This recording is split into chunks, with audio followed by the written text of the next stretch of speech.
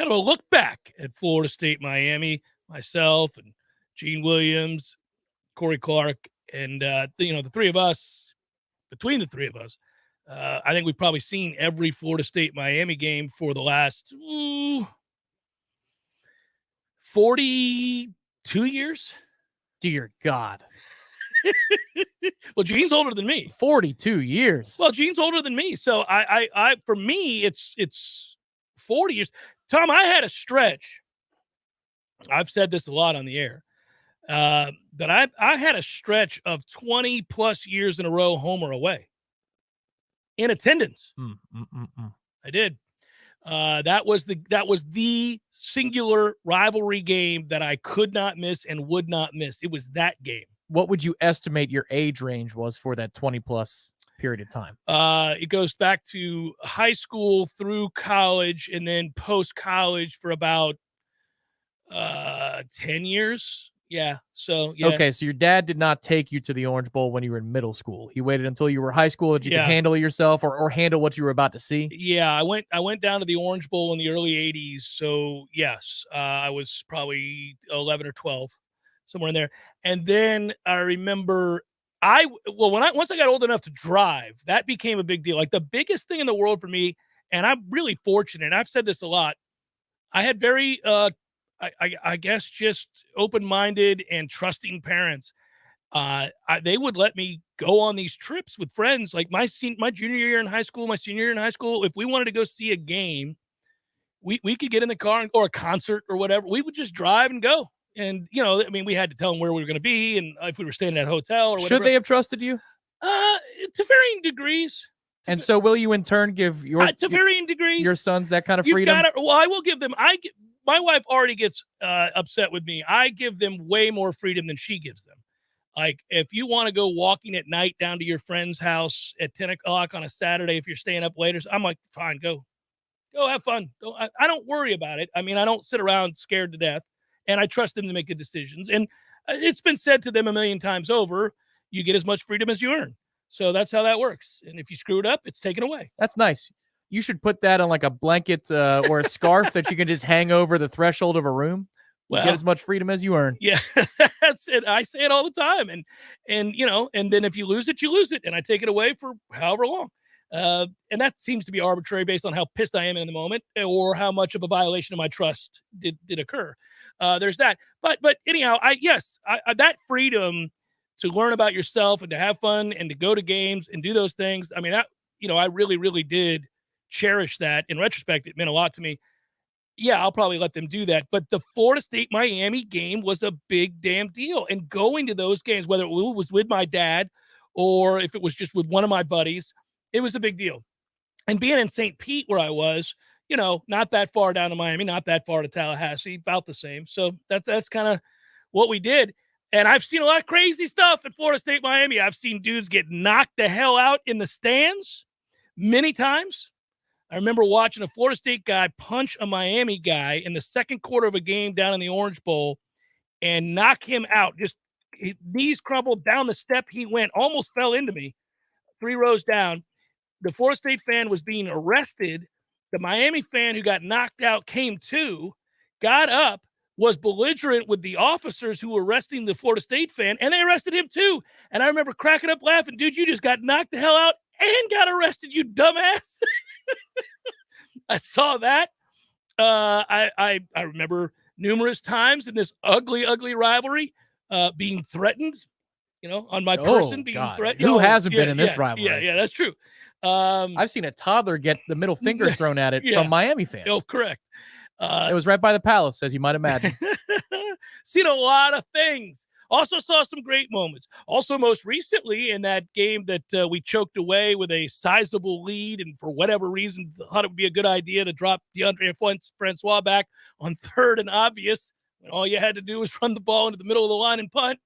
That game was one of the great experiences for me, not the outcome, But the two Miami fans that were next to me, man, we had a blast all afternoon. And I was like, oh, my God, look at this. This can happen. We took pictures together. They were great guys. Yeah, I've run into some great ones as well. And that's typically the alumni of the university. And I was behind. Well, these two guys weren't. And it was surprising. They were great. I was behind the Miami bench for the Dalvin Cook hammy game, Woo! Right? When he pulls up at midfield. That was Bobo Wilson catching a pass from Everett Golson on third down. It was critical. It might have even been fourth, but it was a critical play. Yeah. Probably third because it was Jimbo.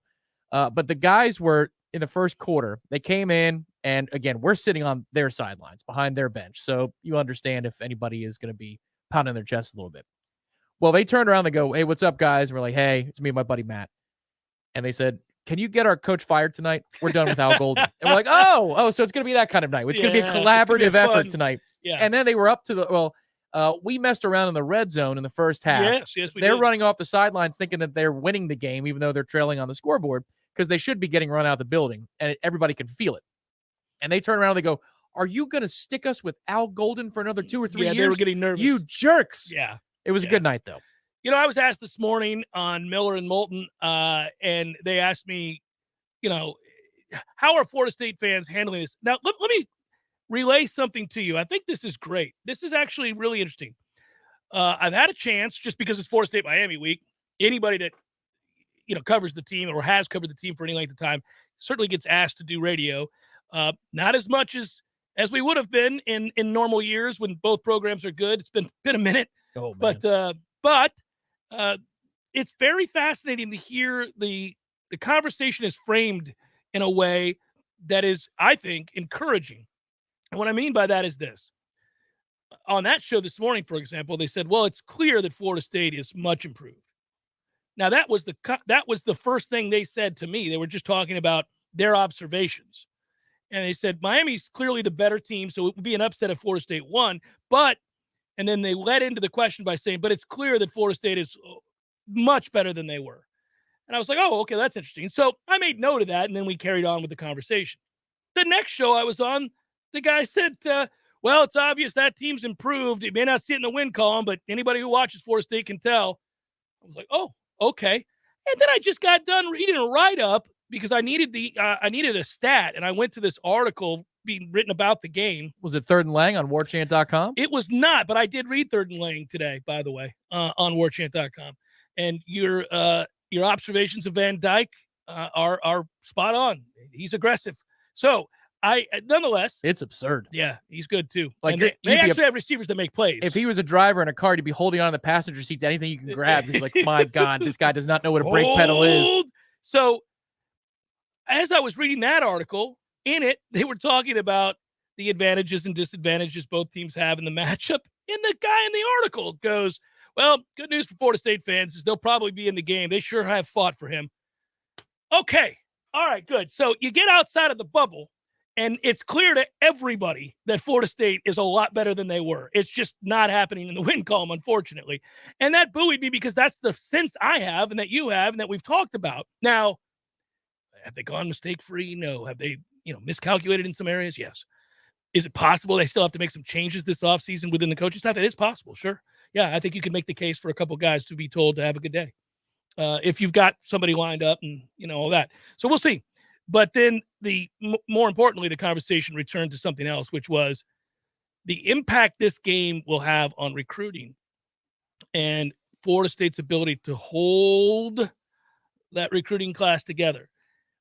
And I think the good news is most of the time, the results of an individual rivalry game really don't have nearly as big an impact on a recruit or a recruiting class as our fans think that it does. Now, I mean that even if Florida State wins the game. Now, I'd love for Florida State to win the game, and you would like to believe that you could parlay that into some sort of positive spin for recruits or anybody else who's maybe on the fence, But the truth is it's not as big a deal, one game, even a rivalry game, as we tend to think it is. Now, do I think you can go winless the rest of the way and not have that be a deleterious influence on the recruits that have currently remained solid? No, I think you probably got to win one of these. You got to, if you're picking out the remainder of the schedule, do you need to win a game? You need to beat Boston College? Probably. I think it'd probably be a good idea. Certainly wouldn't hurt. And again, you're going to be an underdog in every one of the games. You're going to be an underdog in this game. Obviously, you already are. You're going to be an underdog against BC. You will be. You think so? Oh, yeah. Right. Now that their quarterback's returned, yeah, you will be. And it's a road game. You will be. And you'll be an underdog against Florida unless Florida goes out and gets beat by Samford, which I suppose is possible. I mean, if they've completely quit, I don't think it's likely. The players are saying, that's not good enough. I see what you did last week, Strickland, and the athletic department. That's not good enough. Yeah. How about this against Samford? Yeah, I mean, I don't know. We're putting our feet up on the ottoman. What you gonna do now, Strickland? Yeah. Get rid of this guy. So we'll see, but I think the one you'd circle is BC. Although this is winnable because you could win a shootout. You're not likely to stop Miami, who got the run game going last week, and they've got something tonight, and they've got I mean, he's a player. He's a problem. I wish he would have remained suspended for the first 4 games and have that turn into 8 or 12. But he's a problem. He does like to fumble a lot. So maybe. He fumbles and he doesn't have vision yet. No, he's just rocket fast. But yes, what he'll do is go 0 to 60. And that burst is among the best level bursts I've seen across the sport in the last few years, handful of years. Yeah. He reminds me of a certain guy we had here from Miami in terms of 0 to 60. Mm-hmm. Not in terms of playing chess and setting up blocks and creating angles and things like just that. Fast, yes. But my God, 0 to 60 that's ridiculous what Knighton can do. Yeah, he can. Again, he likes to fumble. He's a slightly irresponsible young lad.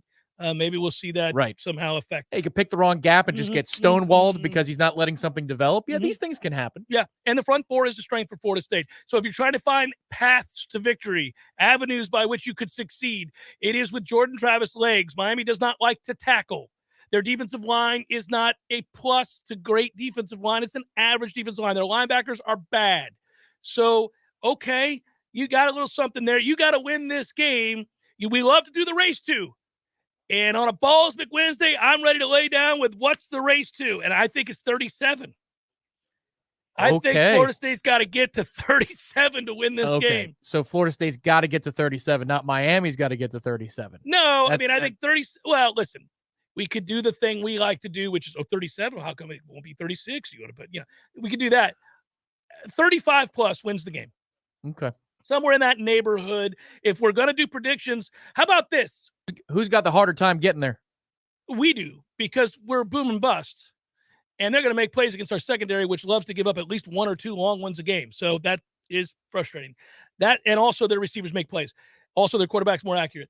But that said, all that. But aside from that. Yeah, aside from that. Can you get to 37? Can you get to 38? Can you get in that neighborhood? Because if you can, you could win a crazy shootout.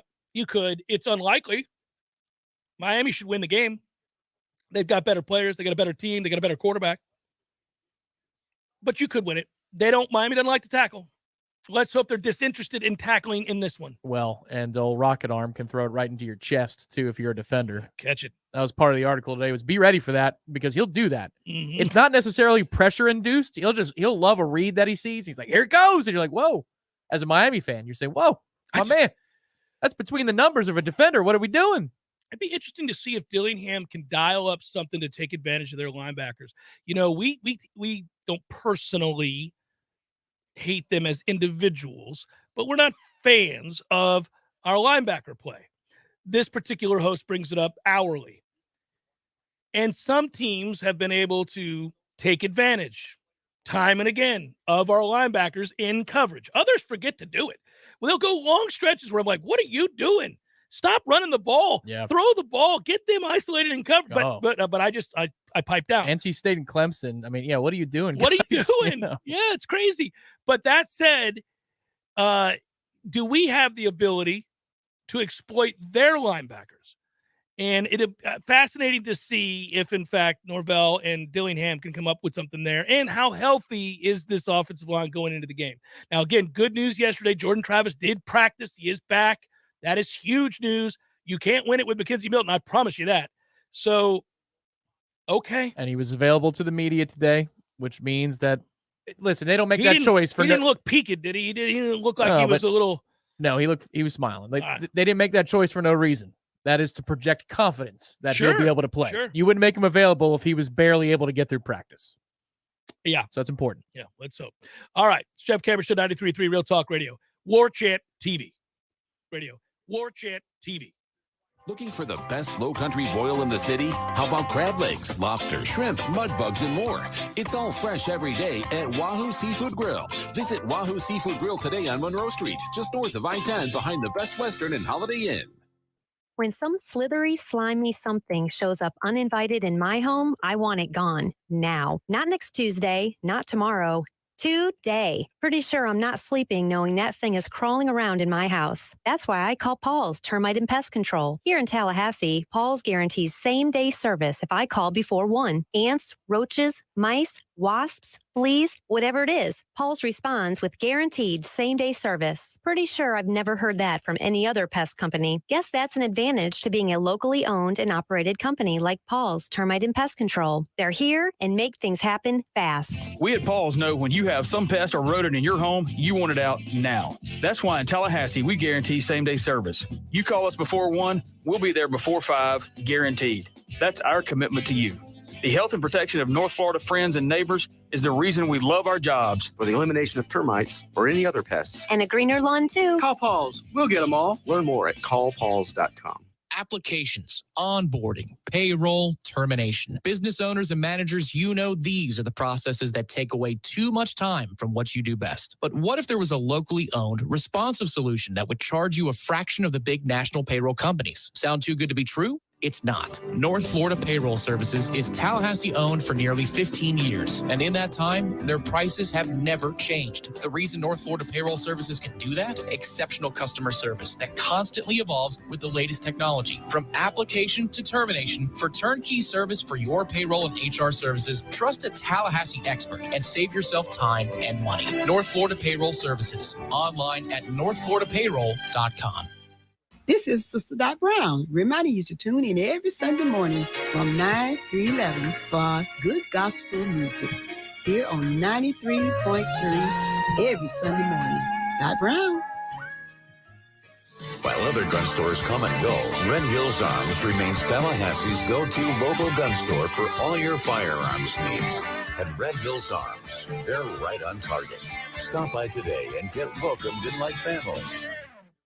I call Swain Pools and Spas. Now I'm soaking up the fun when I want to. I call Tallahassee Car Care and they're fixing my car when I want to. Hey, what are you doing? This is a Swain Pools and Spas commercial. I'm turning it into a Tallahassee Car Care commercial. But Swain Pools and Spas is a full-service shop offering sales, renovation, supplies, and more for years. And Tallahassee Car Care is a full-service shop offering brake and tire service, batteries, oil changes, and more for years. But people go to Swain Pools for quality and reliability. Nobody knows more about pools and spas, and Swain has new Caldera spas in stock right now. And people go to Tallahassee Car Care for their 5-star service at great prices, with most maintenance done by their certified technicians while you wait. You know what? Just look for the big Swain sign on West Tharp Street, because Swain Pools and Tallahassee Car Care are under the same roof. Online at swainpools.com. Online at tallahasseecarcare.com. Swain Pools and Spas.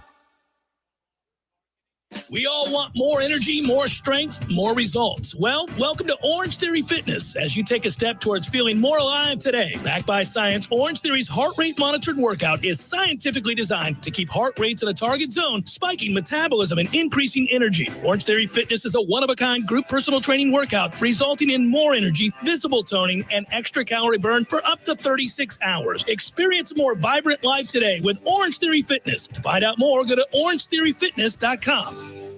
Jeff Cameron Show brought to you by Orange Theory Fitness. 2 Tallahassee locations, Midtown on Thomasville Road and Northside in the Village Common Shopping Center. Online at orangetheoryfitness.com.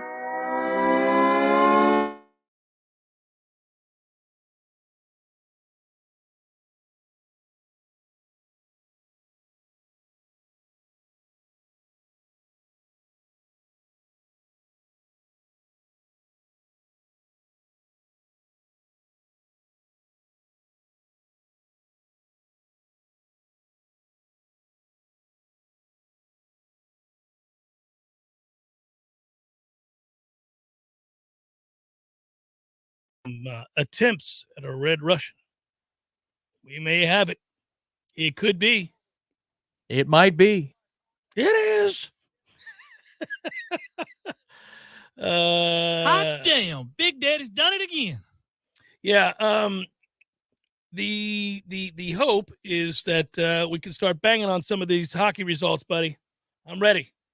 I was buoyed by your newfound confidence rolling in today. You've seen enough of this young season. It's been crunching numbers in very limited times. Like, first thing in the morning when I check the scores, but I've got enough of a trend for tonight. You remember the run 2 years ago where we ended up really noticing that the certain day of the week, the overs were hardcore hitting, like 80%.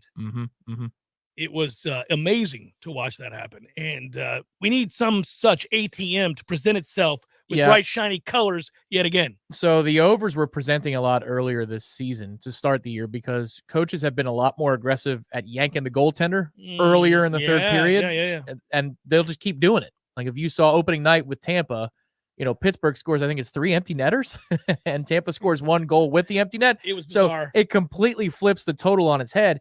Well, other coaches have been doing that. But since then, you've seen some other trends that we can talk about at the end of the gig. Perhaps analytics have hit hockey with a new wave.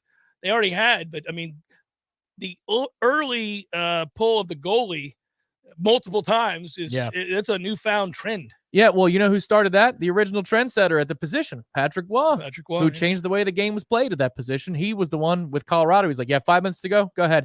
Everybody in the crowd's gasping. What are you doing? What is this? So if you could draft tomorrow in Tampa, I'm going to give you guys really quick. I've already started this process. So I want Mel domination. Kiper got to you. Well, I want 5 or 6 runs at a Super Bowl, not 2. So I don't know if you get really young again, even though you just did it, and go Thibodeau on the other side and let those guys feast for years to come, because getting after the passer is really important. He can't be available at 32. No, I'm talking about trading up, perhaps. Notice I gave us the Super Bowl victory. I did, yeah. Actually, if you're anybody, I don't know. He won't be available at all. You'd have to go way down here, and you might be able to find you one of those. Jermaine Johnson. There's so many guys. I'm stuck on what I would like to do. I mean, it is fun right now to look at the position rankings, which is really what got me thinking about all of this.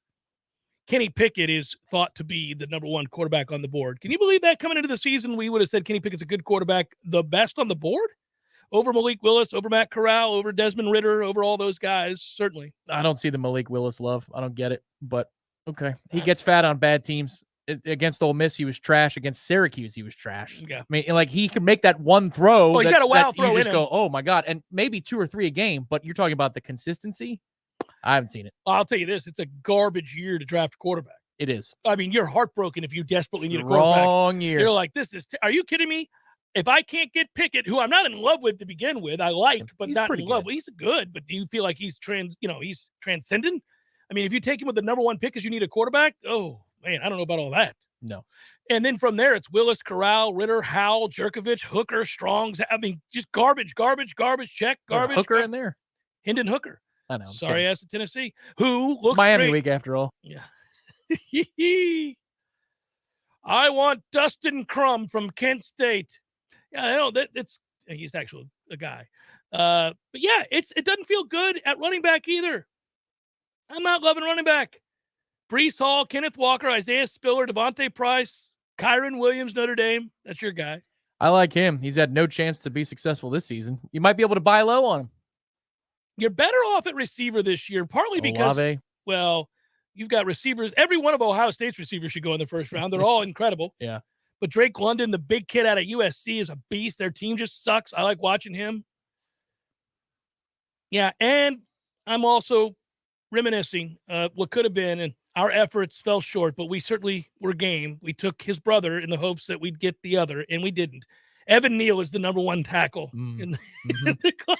Yeah, this is a year for trench play, I feel like. Oh, it absolutely is. Yeah. The pick is offensive line, Tom, and I'm beginning my lobby for the offensive lineman right here today. You know, once I get on a guy, I get 2. We're sticking there. We're going there. I love it.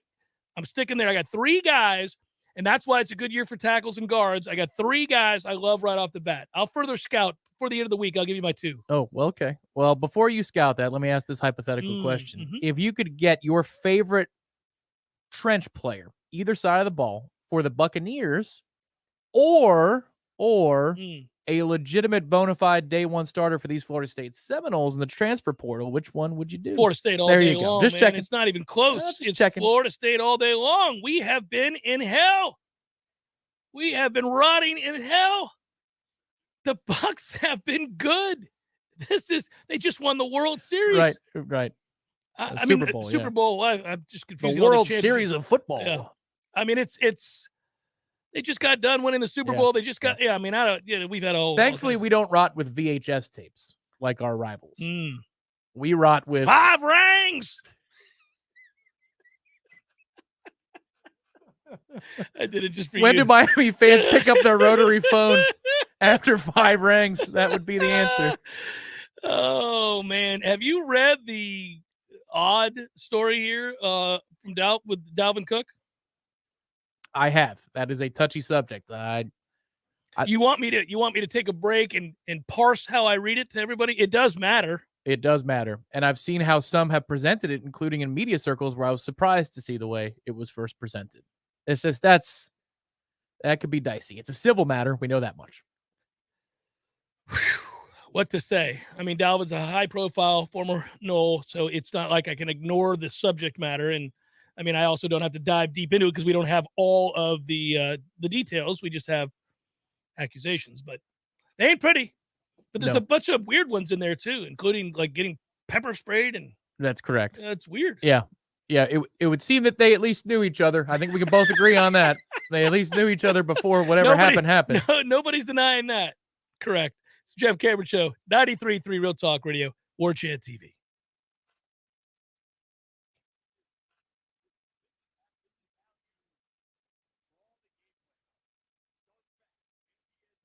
Your local news now. The monoclonal antibody therapy treatment site located at the old Sears building at Governor Square Mall will close on Friday. DOH says the state has worked with community partners to make sure the healthcare sector is able to administer the treatment for coronavirus patients. There are 4 locations in Tallahassee offering treatment. They are located at Tallahassee Memorial Hospital, Capital Regional Medical Center, CDR Health in Tallahassee, and Tallahassee Primary Care Associates. Monoclonal antibody treatment is effective, reducing the risk of death or hospitalization for people who have contracted or been exposed to COVID by 70 to 85%. JT Burnett was sentenced to 3 years in prison in a corruption scandal that also brought down a Tallahassee city commissioner and a close associate. Burnett was found guilty of 5 charges, including extortion and bribery at his trial in August. Burnett will also pay a $1,250,000 fine. This is Rachel Anay with your Real Talk 93.3 local news update, brought to you by McEnmore Systems, Tallahassee's go-to Mac store. Check them out online at mcenmoresystems.com. This is meteorologist Paul Trombley with your Real Talk 93.3 weather update. Daytime highs approaching 77 this afternoon. Under partly cloudy skies, winds out of the southeast around 5 miles per hour. Overcast skies tonight, slight chance for scattered rain showers. Lows level off around 60. Chance for scattered rain showers again tomorrow. Highs around 76. Cloudy skies expected. This report is brought to you by the Lawn Johns. For all your landscaping and lawn care needs, visit thelawnjohns.com. Right now, 72.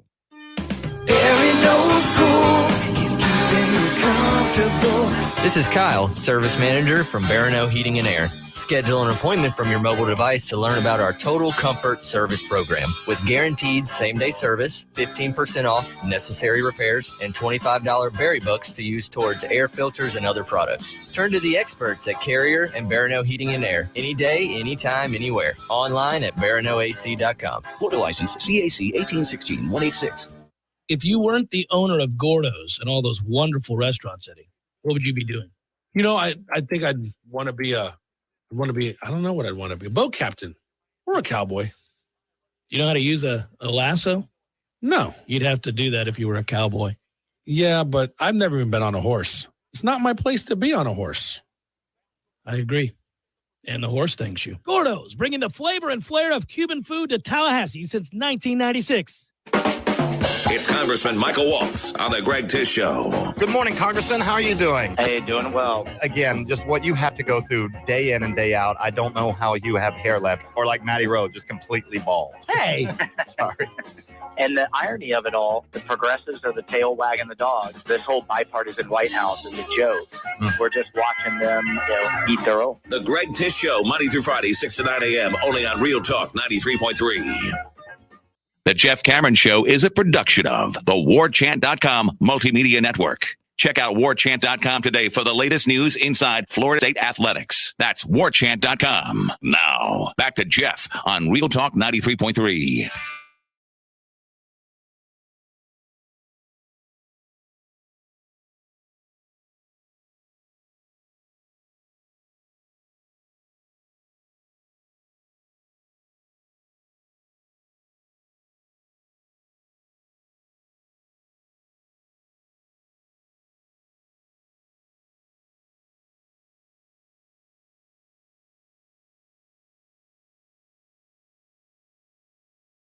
None of this, UNF.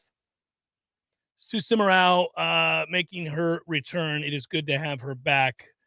Good job, Sue, as always. As for the men, they play tonight.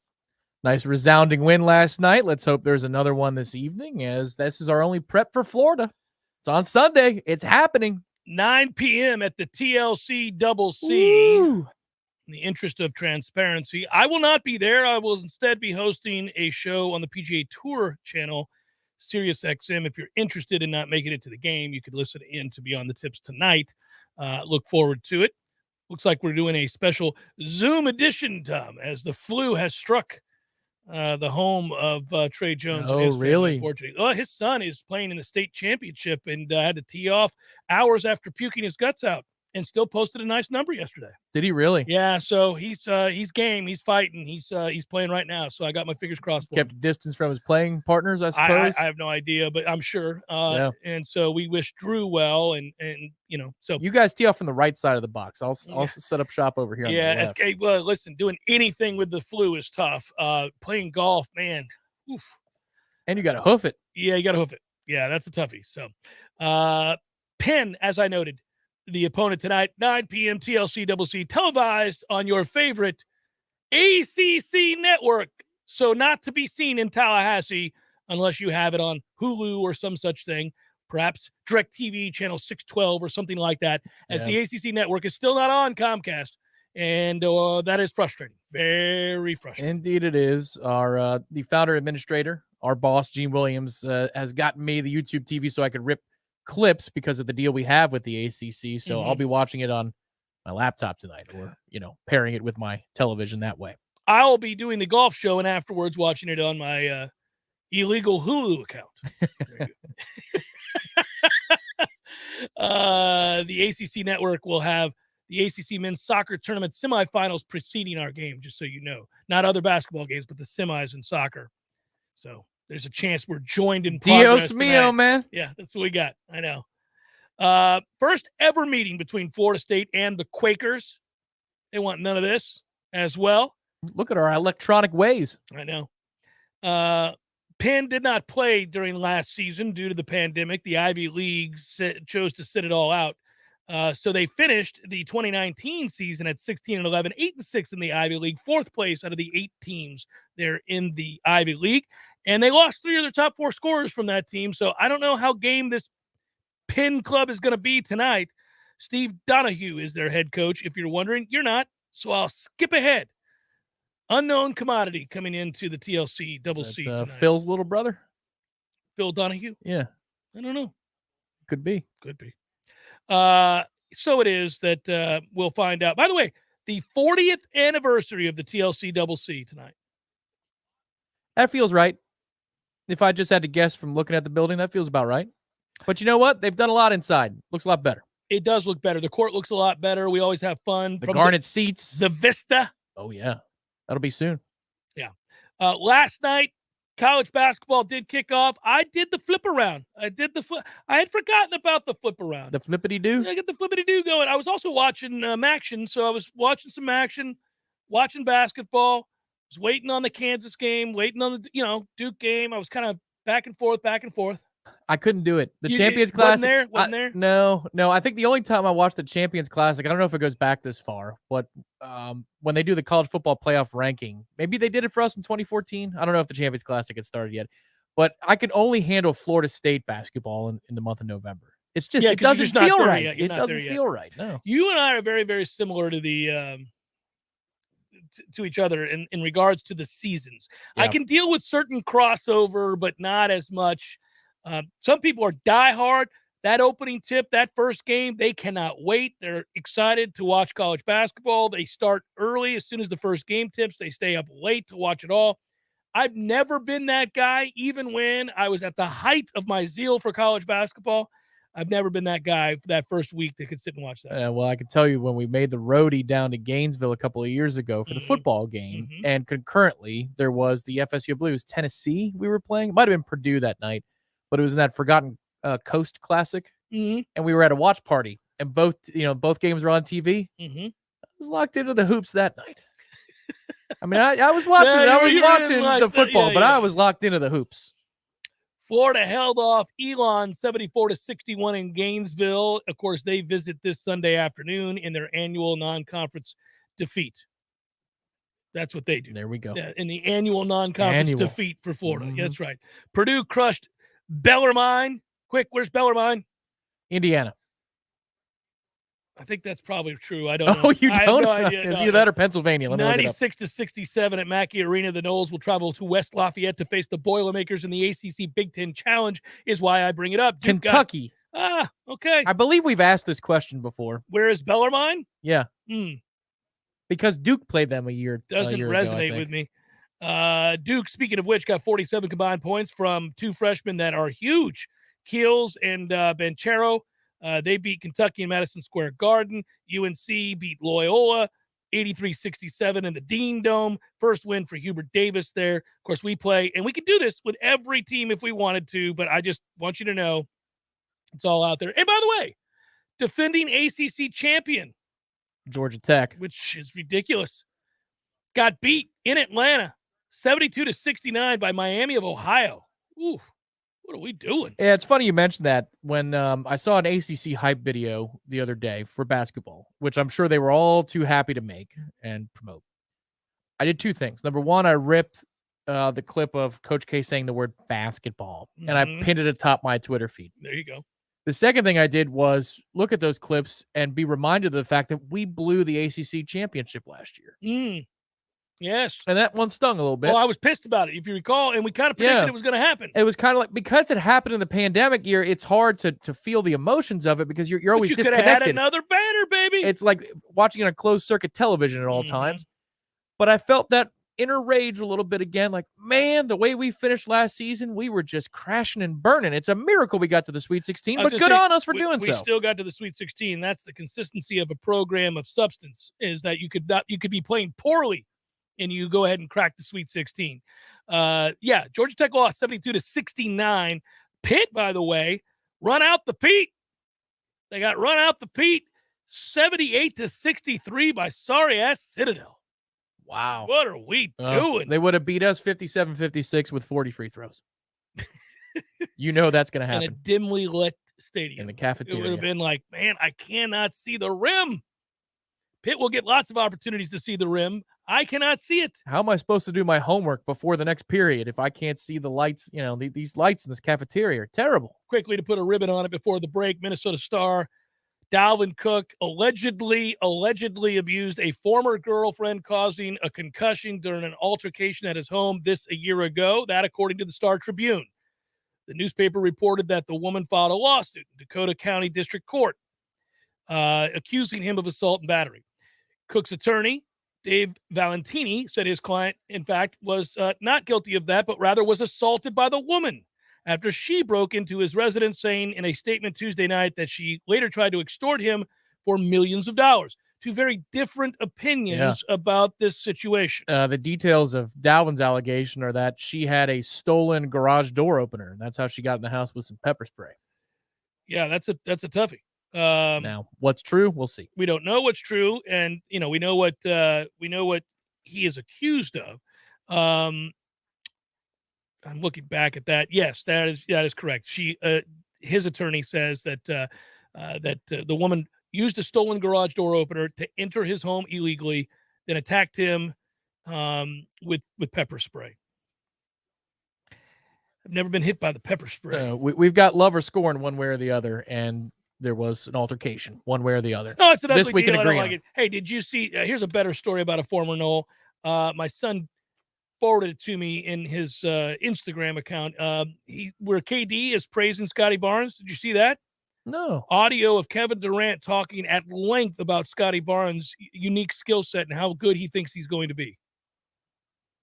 Hey, that's awesome. Isn't that cool? All right, it's got to get paid and then build us a new building. Yeah, it's really cool. Jeff Cameron Show, 93.3 Real Talk Radio, Warchant TV.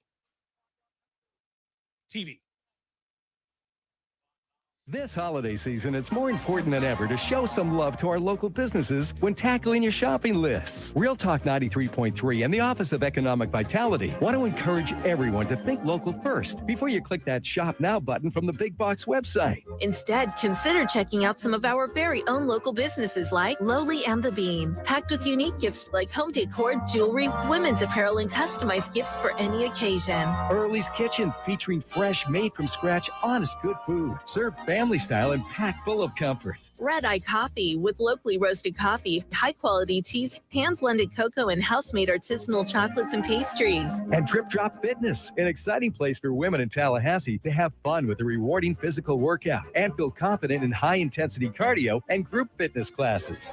'Tis the season to love your local. Find a full list of participating local businesses to love at oevforbusiness.org. That's oevforbusiness.org. Our partners at ISF know you want to do amazing things. You have big ideas and goals for the future. For over 40 years, ISF has focused on solving the future for state government through strategy, process, and technology. As a national management and IT consulting firm, ISF has the expertise to transform strategies, refine processes, and implement solutions to lead you in today's changing environment. ISF, your vision plus our expertise brings your brilliant ideas to life. Visit ISF.com to learn more. ISF, solving the future. Hi, Chris Kraft for the Kraft Brothers dealerships. We've experienced a couple of blockbuster months recently. What does that mean to you? It means we have a whole lot of quality pre-owned vehicles. And just when there are rumors about high prices on pre-owned cars, you guessed it. At Kraft Nissan and Infiniti, we are discounting every single pre-owned car, truck, and SUV on our lot. Instead of Dad dreaming of a new truck or SUV, why not bring them out to the Kraft Brothers lot on Mahan Drive to look at SUVs and trucks?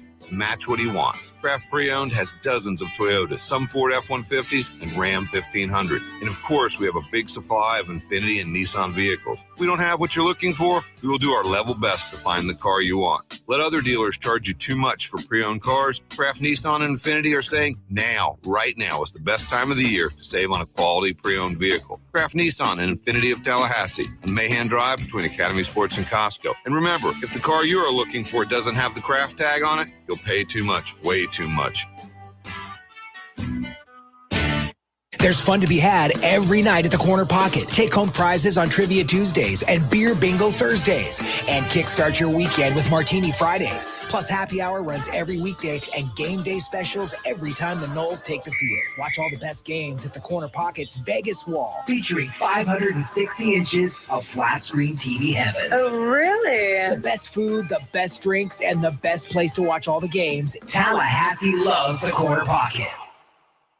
Cameron Show is a production of the Warchant.com Multimedia Network. Check out Warchant.com today for the latest news inside Florida State athletics. That's Warchant.com. Now, back to Jeff on Real Talk 93.3.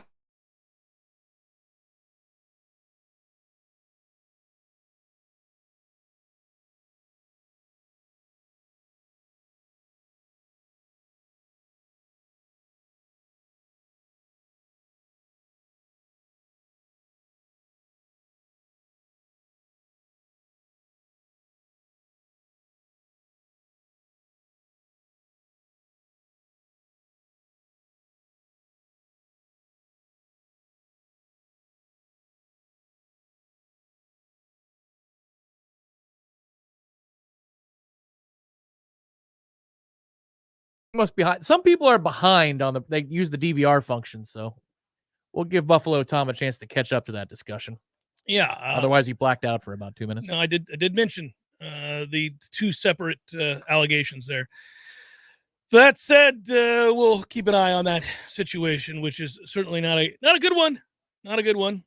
You got extortion, you got alleged violence, you've got gunpoint, you got pepper spray, you got illegal breaking and entering. You got all kinds of allegations there. Never a fun story, and not one that I want to spend too much time on until we get better information. I'll just say it that way.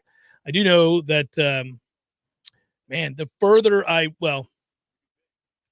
the more I look at the NFL, and we kind of get back into the fold this week with the Bucs, and we had an episode of Scuttlebucks earlier this week. We'll have another one later. Some of you asked about that already. The NFL feels wide open in the same manner that college football does. And as a huge football fan, and all of us are, presumably, that's all you can ask for. I mean, I have wanted some level of parity in college football that just hasn't existed. It's Georgia and everybody else. The pressure has ratcheted up on Georgia this week more than ever before. I don't get involved in the charade of the committee and their rankings. I will, however, note that you have to believe it was absolutely intentional and absurd, and also almost comical now, because they have decided, they're emboldened, Tom. They've just decided to double middle finger everybody who cares about this process in any way, shape, or form. When the rankings came out and Michigan was ranked ahead of Michigan State, I could not help but laugh heartily and say, good for you, committee. I see you working. You're just trying to piss everybody off with blatant idiocy. Like, they just played. Yeah. They just played. They're in the same conference. They have the same record. They just played. Mm-hmm. What are we doing? They'll do that to you until it's raining. And then that's what they'll do. It cracks me up. They disrespect you as a public. They believe that no matter what, you're going to buy into the Jerry Springer-esque nature of that particular program. And look at that. They put their straight people, meaning their straight news and analysis people, on the desk for that show. And they have to be a part of that charade, and it damages their integrity. All of them. It sucks too, because they will ask the question. And listen, there's an inherent problem to the way that we decide a national champion in college football. There just is, and there always has been. There hasn't been a perfect scenario. I have longed, if you will, for the BCS system, which I think was great. I really do. Not everybody agrees. That's fine, but nobody loves this one either, and they're not going to. Just remember all the pieces of evidence over the years with the circular logic that puts any team they want in whatever position they want at any time. Right. Remember that there was the charade that nobody knows what the results are except for the person in the truck. The moment before they pushed the graphics live, the thing came across the bottom line at the 6 o'clock Sports Center. Oops, right. Yeah, right. This whole thing, it's a complete farce. But on the objective side of things, Cincinnati's got to be kicking itself, because if you win by 30 points last week, they've got no choice but to put you in the field. So the oddity of Cincinnati, if we're going to briefly engage the conversation, is that I've watched a lot of them because I've bet on them, and I had a preseason prop on them, and I've paid attention to them because of the college sports book and the need to preview certain things with Cincinnati. What was the prop? Oh, that they would go undefeated. And it wasn't a prop bet. It was whether or not they'd go undefeated. And so you've been sweating a little bit of late. Yeah, I have. I threw pizza money at it. It's not a lot of money. All right. I've got much more money on Georgia winning the national championship at plus 800, and I've got much more money than that on Utah winning the Pac-12 South, which I feel very good about there. Like imported ingredients pizza money, or like, not a lot of money. Drive-through pizza money. Imported ingredients. Okay. But it's respectable. Well, the whole thing was they had to beat Indiana in Notre Dame, and they barely beat Indiana, and then they pretty much laid a whooping on Notre Dame at Notre Dame. The oddity of Cincinnati is they won the two games I needed them to win that I thought could be the hiccup to them going undefeated when I made the preseason bet. And now I trust them less, because since those games were played, they have played worse. Right. And who knows if it's the added pressure or whatever it is. One thing's for certain. Everybody clamors for the little guy in the group of five to get a shot. I'm not one of them, because I don't think those teams could hang with the vast majority of the good teams in the Power Five if they had to play them each week in and out. So, for example, if you put Cincinnati in the SEC, they'd get their head kicked in 3 times, bare minimum. So I don't even care about them. I don't lobby for them. I don't think they're great. When I watch them play, like I did last week against Tulsa, I'm like, yeah, you kind of suck. So it is what it is. I'm not sitting there sad, but I will say that I do care about, fairness. So they do have one of the best road wins of any team in this discussion. And so, therefore, if we're going to play the charade, go ahead and put them up there for now. Right. Well, but also, I mean, if you are in that Power 5 and you have that much at your disposal in terms of talent, like say in Alabama, you mess around with Florida, who, they turned out not to be good. Correct. Right? You mess around with LSU, yikes, and you lose outright to Texas A&M, a 2-loss team at the time that you lost to them. I mean, at some point, you're penalized for messing around. Are you penalized in the form of we let Cincinnati in or a 1-loss Big Ten school in? Well, do you have to be number 2 in the country? I'd ask you to meet in the middle on that one. Okay, That's where I'm fair with you meeting in the middle on that one. Do you think Alabama's better than Oregon? I do. But then we get into the potential of Alabama is, but is Oregon better than LSU or Florida? Sure, probably. But we do this all the time, right? Week to week, we see these results. We're like, well, if then that. I mean, that's all you got. You got all you can geometry proofs. It's a real fraudulent system. It always has been. I mean, going back to AP voting, where you have people who have regional biases, you're watching games. You're like, well, look, when the bowl games happen, number 2 is going to play number 19. Right. It's just the thing I'd say, and it's completely defensible that for 2 programs in America specifically, losses don't matter as much. Alabama and Ohio State. You've seen that, the proof's in the pudding with the way that the College Football Playoff Committee has rewarded them even when they lose, has, bent over backwards to create talking points so it justifies that when they I would just wish they would stick to what their credo was, which is we're going to pick the best 4 teams in the country in our view and just say that's our view. Sorry, we're the ones who wield the scepter here. Right. Instead of trying to create a logical, pattern that you could put on a chalkboard of a proof. We're just going to tell you we believe they're better. Sorry. Yeah. That would be more honest. They kind of do that. Like their reasoning for Michigan being ranked ahead of Michigan State, despite the fact that they are both 8-1 and just played each other, right, is the fact that they think Michigan is a more well-rounded team, or some such gibberish that he said last night. Well, we just think Michigan's a more well-rounded team. Well, do you? They just played. I can accept that if, in other instances, you're not talking about things like they have over the years, like body clock, game control. Yeah, they make it up as they go along. Right. That we're in total agreement on. What I would argue. So, for example, I believe, and if we're just going to go on this willy-nilly, I believe, right. Well, Texas A&M is way better than Cincinnati. I believe that. They're 7-2. They have better players. I think they're better. They could lose another game, and I still think they're better. Right. Well, so we could just do this. And that's all day funny long. because the credo is not, their mission statement is not who deserves it. Right. It's who is the best. It's who are the 4 best. And I would say just stick with that. Yeah. Sorry, Reese. So we believe it. They're the best. It would be funny because it would help illuminate the silliness and all this, because you could just be like it could be random as hell. Reese would be like, well, they played each other, and oh, by the way, they have 2 like opponents. So why don't we use that? No, I don't believe that. I think this one's just better. I just do.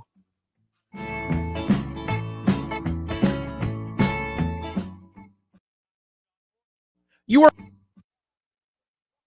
work hard, so you deserve the good things in life, like getting an amazing deal on awesome internet.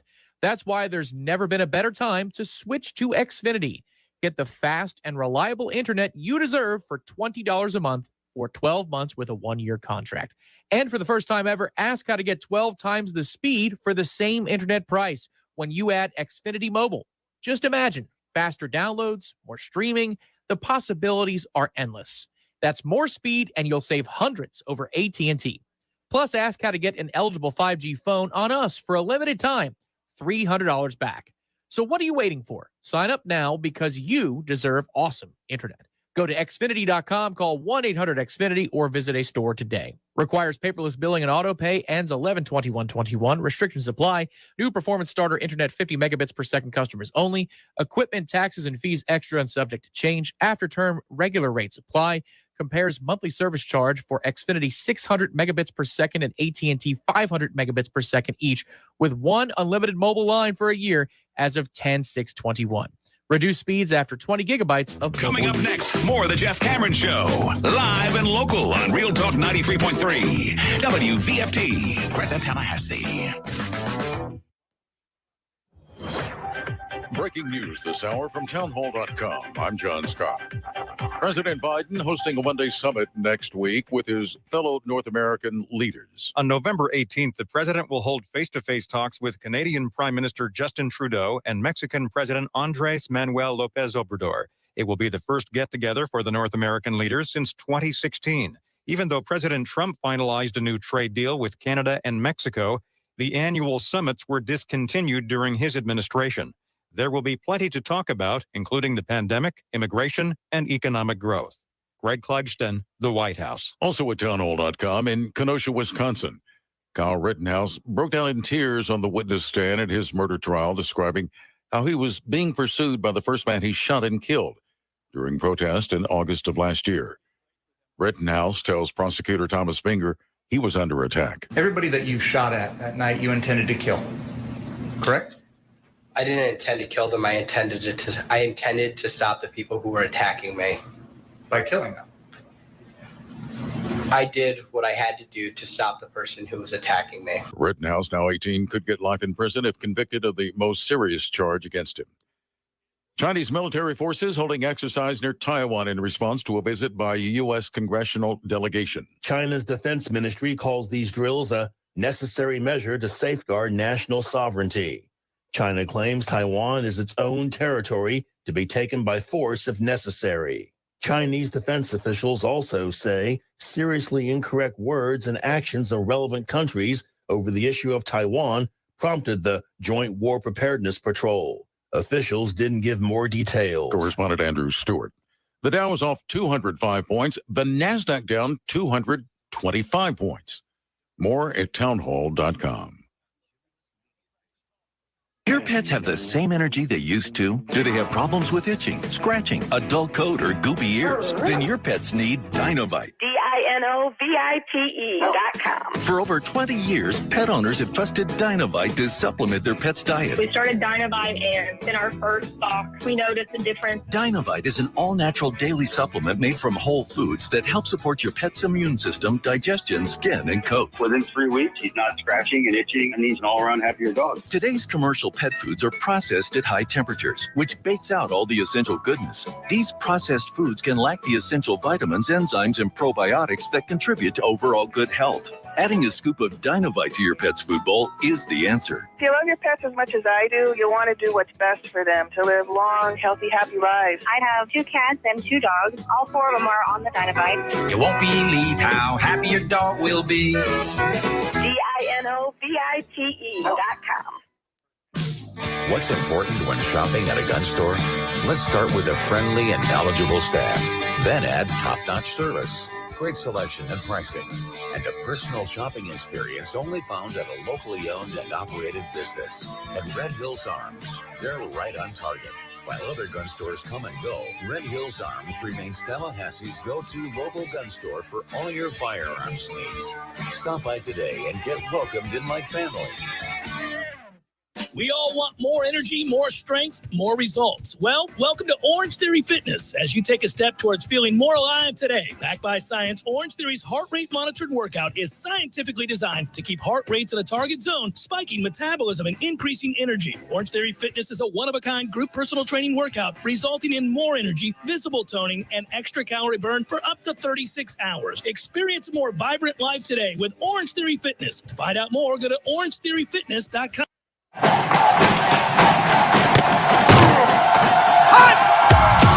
Broadcasting live from Florida's capital city, this is the Jeff Cameron Show, brought to you by Orange Theory Fitness on Real Talk 93.3. Now, stop what you're doing and listen closely. It's time for the Jeff Cameron Show in 5, 4, 3, 2, 1.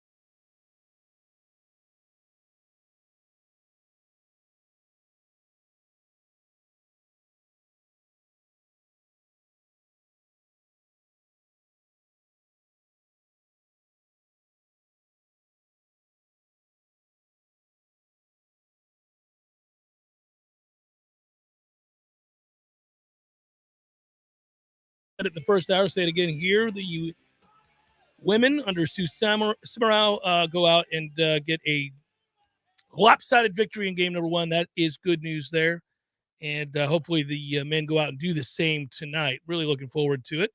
Tom, good feature on Warchant.com, Third and Lang, taking a deep dive into Van Dyke. Watched him and his aggressive style of play. He's a baller and feels very, very good, obviously, coming into this game. His receivers go out and make plays for him, though, too. And that's really, I think, the biggest difference in this game is Miami's got some weapons and Florida State does not. That's correct, but he can throw them open. That's the thing. Oh, no, he's a good player. So far, he's a really good player. There's a reason that he likes his arm. It's because it's actually legitimately good. Director Matthews rolling some of the highlights, some of the GIFs I grabbed for the article. None of them, all of them are the sexy throws down the field for the bomb touchdowns, but just showing off his arm strength and why he can make throws underneath, intermediate, even, of course, on deep balls that just, you go, ugh. Unfortunately, this guy is a COVID freshman. He didn't have to burn a shirt last year. He's going to be around down there for a little while, and he's pocket mobile. He's got a rocket for an arm, but he does take chances, and he is inconsistent as a freshman would be. So we might have some chances to make some plays on the ball on Saturday, but he's going to make some plays himself because that's what he's done every single game since he took over the job. I'd take him in a heartbeat. We haven't had a guy that looks like that in a long, long time, especially not that age. Our quarterback room is ass. They have a hope moving forward, and that is the part that is frustrating. So hopefully Florida State finds that hope in the form of A.J. Duffy when he gets here and or a transfer portal or both. I think that is the best chance you have to find a competitive quarterback room. It has not been a competitive quarterback room. And by the way, I would include Jordan Travis. He's allowed to compete, and who knows, could prove us wrong. At this point, though, I'm not really worried about his feelings. I hope he plays well on Saturday. He gives us the best chance to win. I've said it time and again, but he is so limited. Then let's go. Let's go from there. And see what we got. Frankly, in watching that offense from his first snap of the Virginia game, he got some mop-up time against Alabama and one of their pushovers in September. But from that point to now, he's the guy who sticks out the most. Rambo makes some plays. A couple of the other receivers, they'll get Mallory in space. They do a good job of creating those matchups. They kind of stack the back of a shotgun set the way we do in certain situations where they'll have motion with an H-back look. Will Mallory is a good player there. Restrepo makes contested catches. To your point, if you're talking about third and gotta have it, they go make plays, man. He's a guy that can go make a play. But the person who stands out most is Jalen Knighton in terms of home run ability. There's a player who can change the scoreboard anytime he touches the ball. Doesn't mean that he's going to, and it doesn't mean he's as refined as that might sound. But you talk about breakaway ability. Number 4's got it in spades for Miami as well. So they've got a few playmakers that are coming up to town. As you said earlier, last hour, if anybody's just tuning in now, the race is to the 30s. We need to fully expect that we need to score into the 30s this weekend in order to get a victory. Yeah, I put it out there at 35, 36, 37. I know. Pick a number, Jeff. I originally said 37. I guess I'll stick with that. I think you got to score that or more to win the game against Miami this weekend. I would note, by the way, as an aside, this is more for tomorrow's program, a Redemption Thursday. Looking forward to it, but I've already begun to compile those numbers in an effort to have another good week. That is a low total. If you popped it early this week, you got it at 60.5 or 61. Oh, I'll take the over. Miami has been disinterested in tackling. Florida State gives up big plays. Sure. I could see this being 30-something to 30-something. I think the reason that total might be low, and I agree, no matter what you say, I'm not going to explain it away. I think it's at least 7 points too low. But the reason it is, Miami can stop the run a little bit if they care to, and they're investing more and more in the offensive side of the ball. This is complementary football. They believe more in the other side, and you can see them play spirited. The way they stopped the run on the road at Pitt was impressive. Now, that's not Pitt's bread and butter, but Miami forced Pickett to make throws, which was surprising. It's a performance that doesn't look like any of the others. So Miami's got it in them.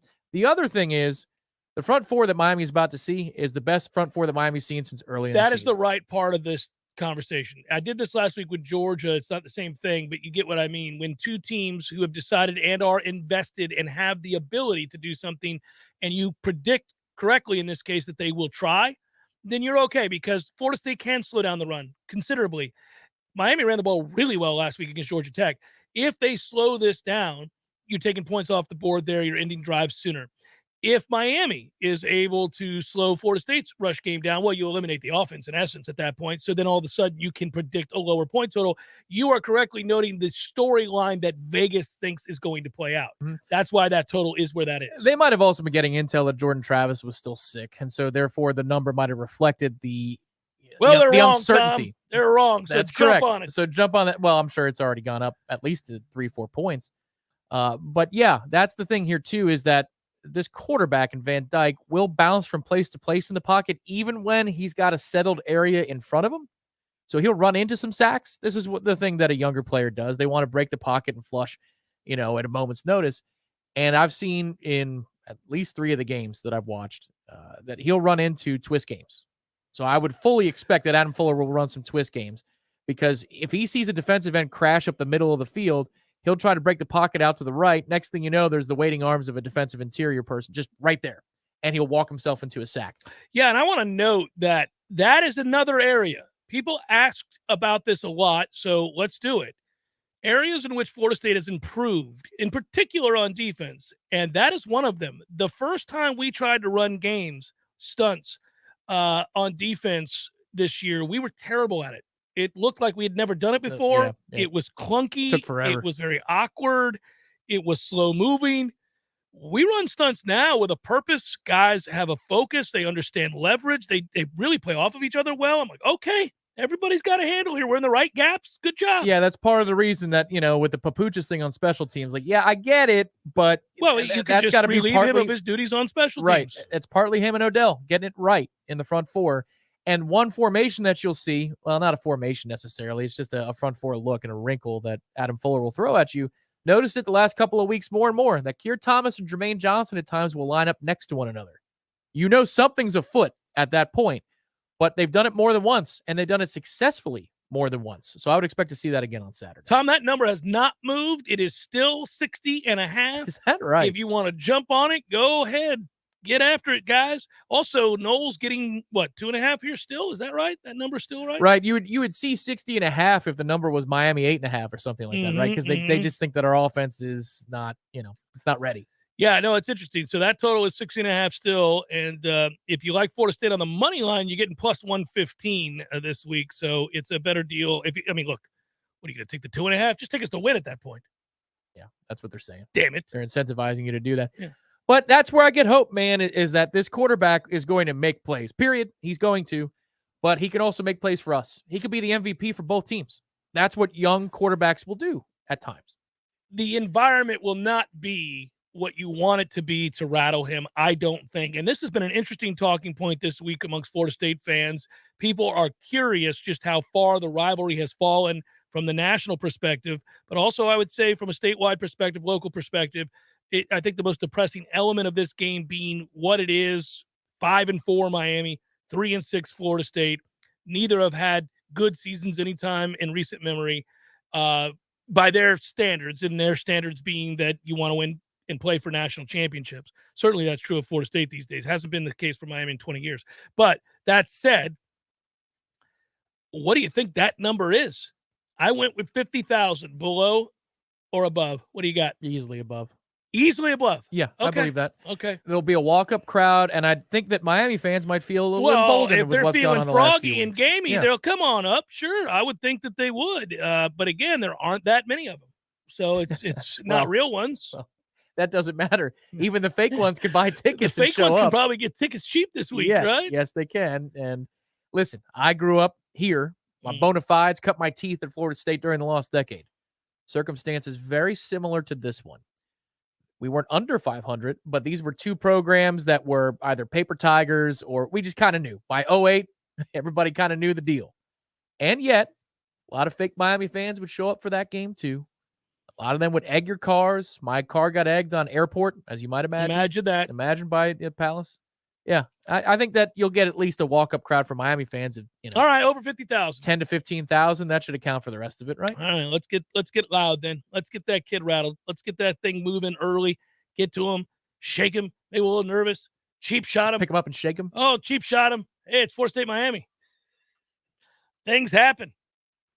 Yeah, the question, the hard part about this game, where Devin Leary last week if you were to use a baseball analogy, Devin Leary was a painter. He could sneak it by you at 93 or 94 every once in a while if you're not careful. He also had touch.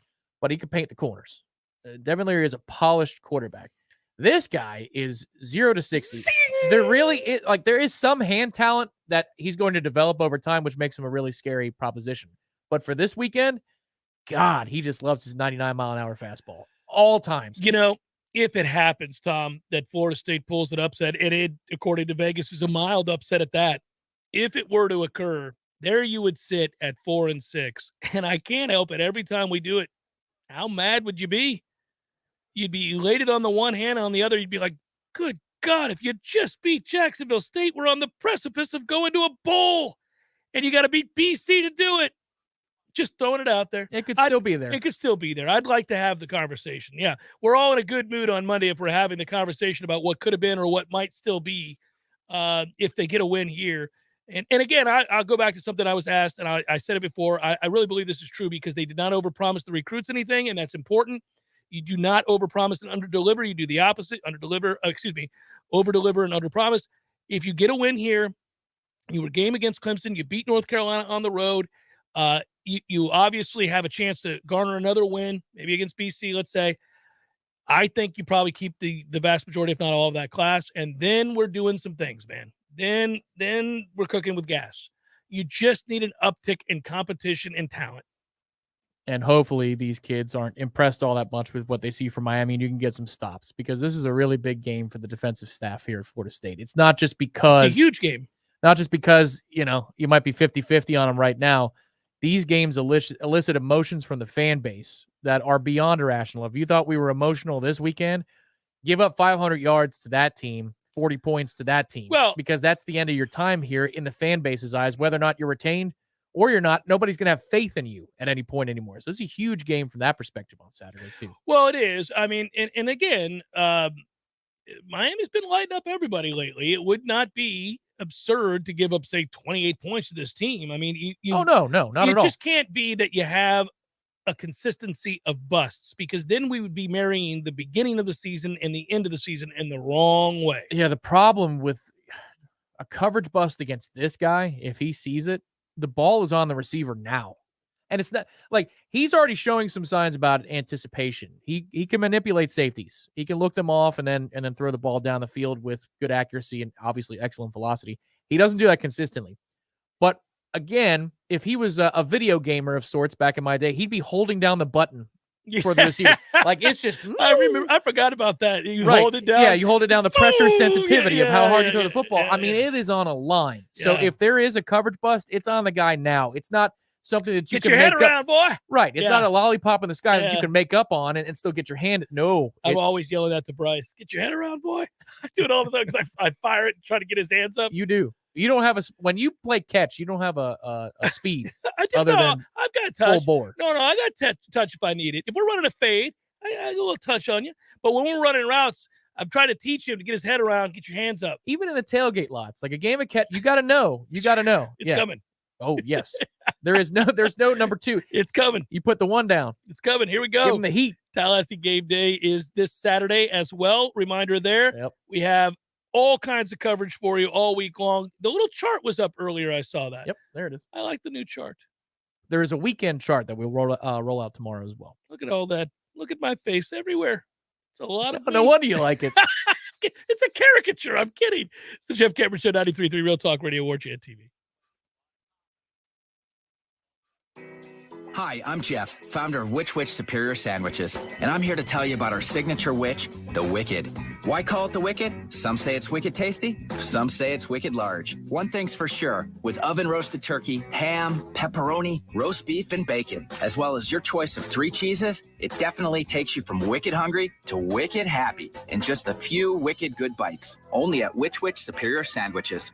On Wednesday, the Wicked is just $5. 5 meats, 3 cheeses, $5. 1/3 of Americans over the age of 55 have less than $25,000 in savings heading into retirement, and 34% have no savings at all. Maximizing your Social Security benefits is going to be a significant part of planning for the road ahead. If this sounds like you, or maybe even a loved one, give me a call. I can help. I'm Craig Collins with Collins Income Tax Solutions, and I'm offering free consultations to anyone looking to learn how to maximize their Social Security benefits. You can find me online at collinsincometexsolutionsllc.com. Everyone has their own routine after a long day. For me, I like to take a walk with my dog, get some fresh air, maybe relax on the porch, and lay in my hammock in a nice shady spot. No matter what your routine is, you know the sound of those mosquitoes. It starts with just, then another, and then another. And before you know it, you're literally slapping yourself, running for safety inside. Paul's Termite and Pest Control has an inexpensive solution to this persistent problem. Paul's has a program that treats the grounds, flower beds, shrubs, and standing water, and it controls mosquitoes year-round, which means you can take back control of your yard and quit smacking yourself across the face. Enjoy your yard again, mosquito-free. Call Paul's Termite and Pest Control today for your free consultation for the elimination of termites or any other pest.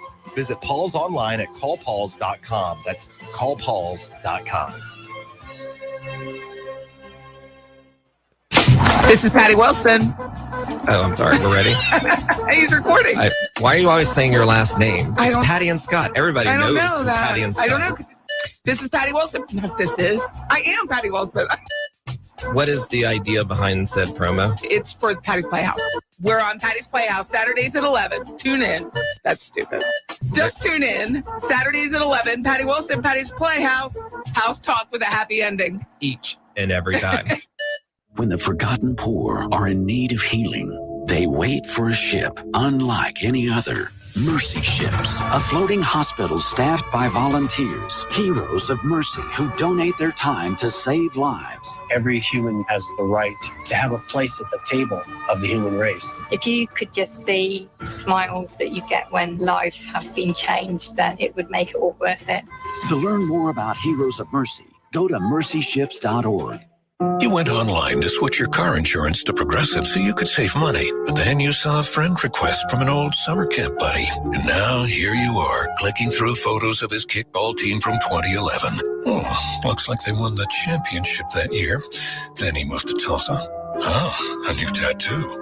Yes, they said it was easy to save hundreds on car insurance with Progressive, but they forgot about the rest of the internet. Progressive Casualty Insurance Company and affiliates. National average savings by new customer surveyed who saved in 2019.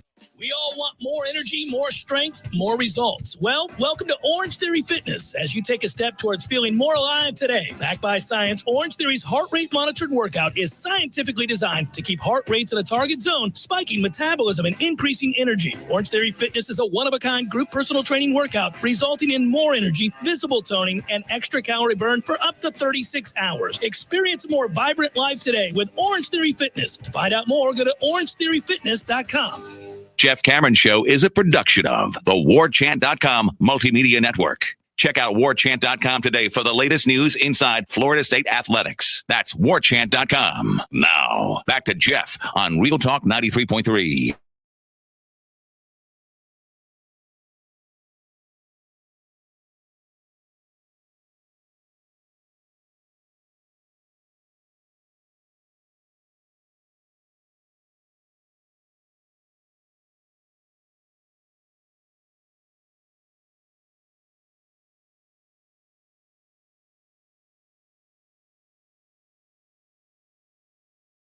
Balls McWednesday. I hope this finds you well. Good old David Bowie. Good to hear from him. Yeah, there it is. Corner Pocket Bar and Grill presents Kilt Night with the Crooked Kilts. Everybody's going to be tilting them. A St. Andrews Society fundraiser in support of Florida State University Libraries. So that'll take place 8 o'clock on Friday. So we'll be doing the happy hour, myself, Corey Clark, Friday afternoon from 5 to, or Friday evening, 5 to 6 p.m. And then not long after that, we get the Crooked Kilts. Yeah, that's a Celtic rock band who's going to be playing the night away. And again, you just said it, support FSU Libraries by showing up on Friday night. It's a different way and a fun way to celebrate the weekend that is FSU-Miami. 2475 Appalachia Parkway. If you're in town and that's your thing, come on out there, get you a good, tall, cold one.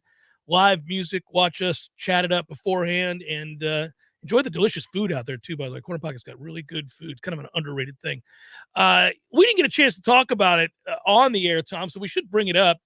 I have complained about it. Now we segue over to the NFL for a moment.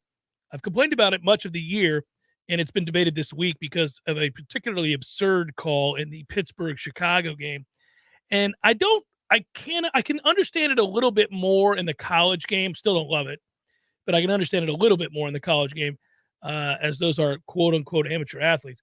The NFL, these are all guys that are paid handsomely to play the game, and probably not nearly as subject to the whims of emotion and or their sensibilities hardened a bit by the time you arrive in the National Football League. And if not, screw you.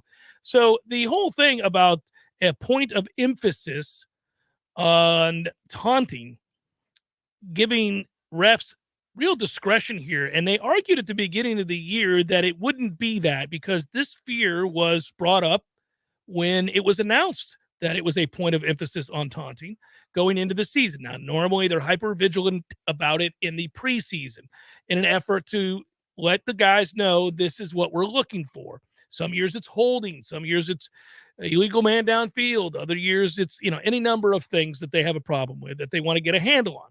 This year they said it was taunting. Now, I don't know really why this year they chose that. Seems sort of arbitrary. I don't know that I had seen an uptick, an absurd number of times in which players taunted other players to varying degrees in which it could cause a fight on the field or anything like that. And so therefore they thought let's drop the hammer. Didn't really see it. I don't know if it was the result of the Super Bowl with the deuces sign, but really don't think it should have been there either. I mean, nothing wrong with that. I mean, that was beautiful. It was gorgeous. It was awesome. It was also cold, by the way. I bought art of that particular moment. It's a great moment.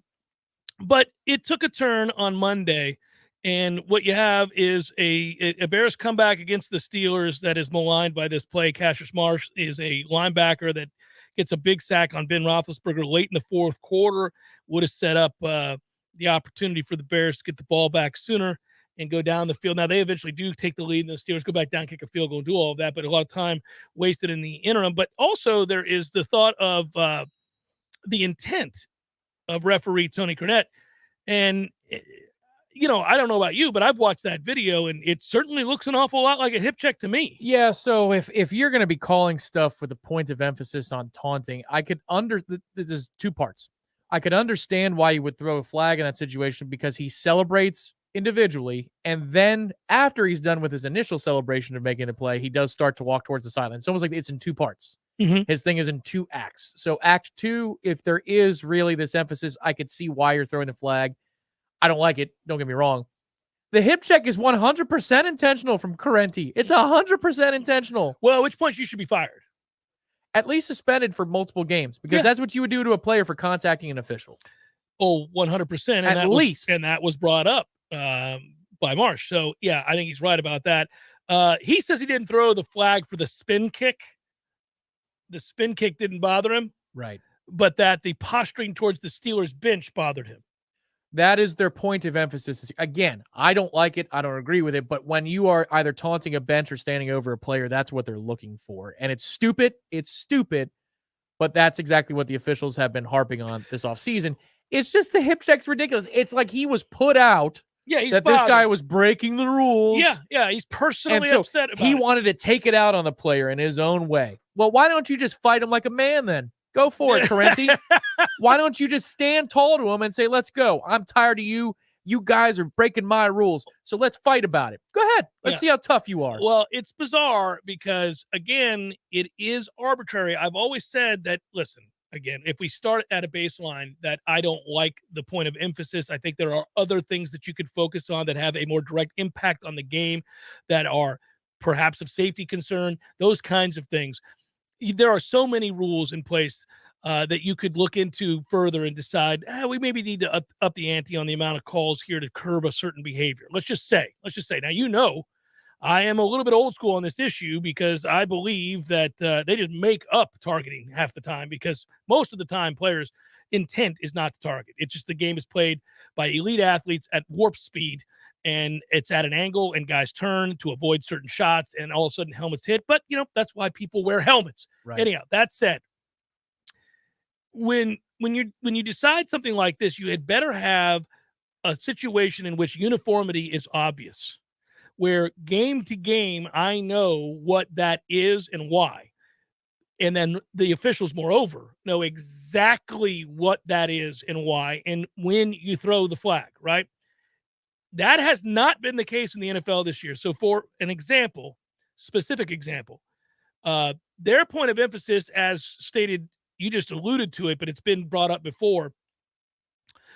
The league office has said that if you gesture towards the opposing bench or coaching staff, they want to avoid ugly incidents. And we've seen a couple where coaches take a swipe at players and players that kind of stuff. They're trying to avoid that sort of thing. Then explain to me why Devin White gets a penalty just for going nose to nose after a tackle in a game in which both players have been jawing at each other all afternoon. That's not towards a bench. Yeah. There's no punches thrown there. There's no push after the fact. There's no cheap shot on the hit either. It's two guys face to face, one saying to the other, probably you're a bitch, who knows, but they're saying something back and forth, and that's the end of it. What are we doing here? Are we not grown-ups? Yeah, apparently not. The league office strikes me as like the detectives in The Wire. A lot of like the ones that are around the, they're not the recurring characters. So you see them every once in a while. The guys that are trying to justify their existence, like, I'm going to keep busy so that nobody bothers me. Like, I feel like that's what the NFL is like. See, we're trying and to justify that they've got this department where there needs to be a point of emphasis. Like, for me, if you really want to enforce something, it doesn't even happen that much anymore. But I would have zero tolerance for spearing on the ground. When a player's being tackled to the ground and you see a defender come out of nowhere and dive and hit somebody in the small of the back, it probably happens 25 to 50 times a year, any given year. Yeah. That should be something that's immediately suspended for, because that's dangerous. Not dancing. Like, what are we doing? Nobody cares They about had that. just given the players back the ability to dance after touchdowns. Yeah. And they're like, you know what? This doesn't feel right. This doesn't feel right. We need to be more understated as a league. I laugh every time. I mean, it just seems to me that whatever the point of emphasis is, by the way, they have screwed it up every time.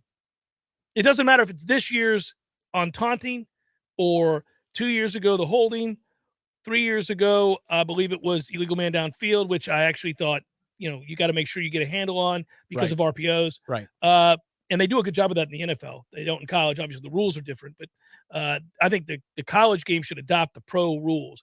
It does give a team to play actual defense, and you can trigger on your read as a defender. It rewards intelligence for recognizing run or pass, and then you get screwed because there's, anyhow, that stuff, they never get it right. What's interesting about this argument, though, is I've seen the Bill Belichick clip about celebrations. That one has gone viral over the years about how hard you work for the moments. And so I hope you have emotion and you enjoy it. And then the Ryan Clark clip that is basically the same thing from yesterday on NFL Live.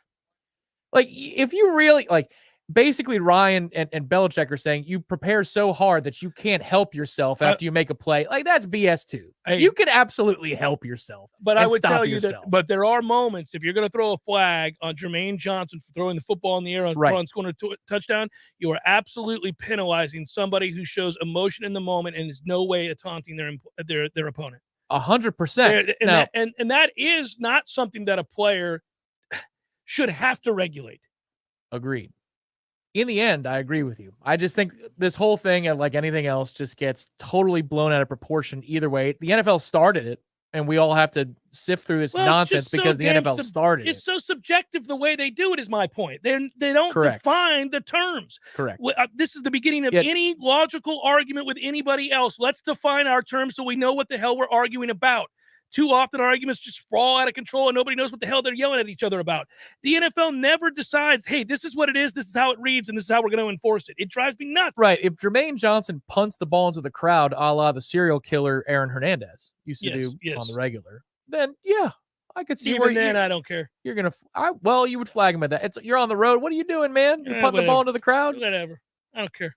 You've just broken the fourth wall. It's like, it's possible to break break this walk threshold. Up and give balls after touchdown celebrations to kids all the time. They break that wall all the time. There you go, kid. I see you in the stands wearing my jersey. All right, you want to take issue with that? Okay, fine. But we're both agreeing on that. He's just chucking the ball and putting his hands up in the air. He's not looking for DJ to throw it in his face. No, it's crazy. It's crazy. It would be, you'd have to do a lot. And we've seen teams get in college this year. They've gotten absolutely hosed. Guys streaking in for a touchdown, starting to put the ball up early, like glance back to see where another guy is, and they think that's you're just looking to call a penalty at that point. That's correct. This gets back to a discussion we had weeks ago. Boy, we love talking about officiating, and it sucks that these leagues. Hey, so this is the point. I'm glad you said that. So my brother, who listens to this show every day in New Hampshire, the one who loves us both, and I love him dearly, obviously, he has said, Screw your Bruins, pal. Screw them. Yeah. So here, listen. He was bringing this up the other day. He goes, Jeff, look, you guys know way more about football. I tune in passively, but one thing stands out to me about the NFL and college football is that officiating is a major issue at all times. And I said, you know what? We don't bring this up in hockey. We don't really bring it up all that often in baseball, save for the strike zone here and there. Robot umpires. What are we doing? I know. We don't bring it up. Now, basketball is a sport that lends itself to problems because of the charge block. But for the most part, I feel like we do pretty good with basketball. I mean, the NBA gets it right more than most. The NBA does a good job with this. Now, they don't have to have 17 levels of flagrant or not. Just it is or it isn't. Yeah. Well, we all understand the deal. Like, at least there's a code there, which is if you're a star and it's in your building, you're going to get a call. Yeah. So football is the one where they really struggle. And I'm an advocate of fewer penalties, not more. So I don't take the approach of when in doubt, throw the flag. Right. The opposite is what I say. Let the men, it's a gladiatorial sport. Right. Let the men on the field decide the business. The most truthful thing that Doug Rhodes said, the late Doug Rhodes in 2012, because he had just gotten done telling us that when in question, throw the flag was the rule for a few things. It was like PI, chop blocks, something else. But then he said later on in that referee if it's away from the ball, don't call it. Exactly. Yes. And you know what? The NFL adopted that last year with holding calls. The NFL stopped calling tedious holding. But and guess what? Yeah. The product was the most entertaining it's been in a long freaking time. By far. And the players complained about it, and the fans complained about it, and the NFL got the message. But I would say this. I don't like arbitrary not calling holds. I enjoy less holding. So let me clarify. I wouldn't call holding unless it was an obvious hold. And there are clearly defined obvious holds. Your hands are outside the shoulder pads. You've got a grip. All that stuff can be seen and called, right?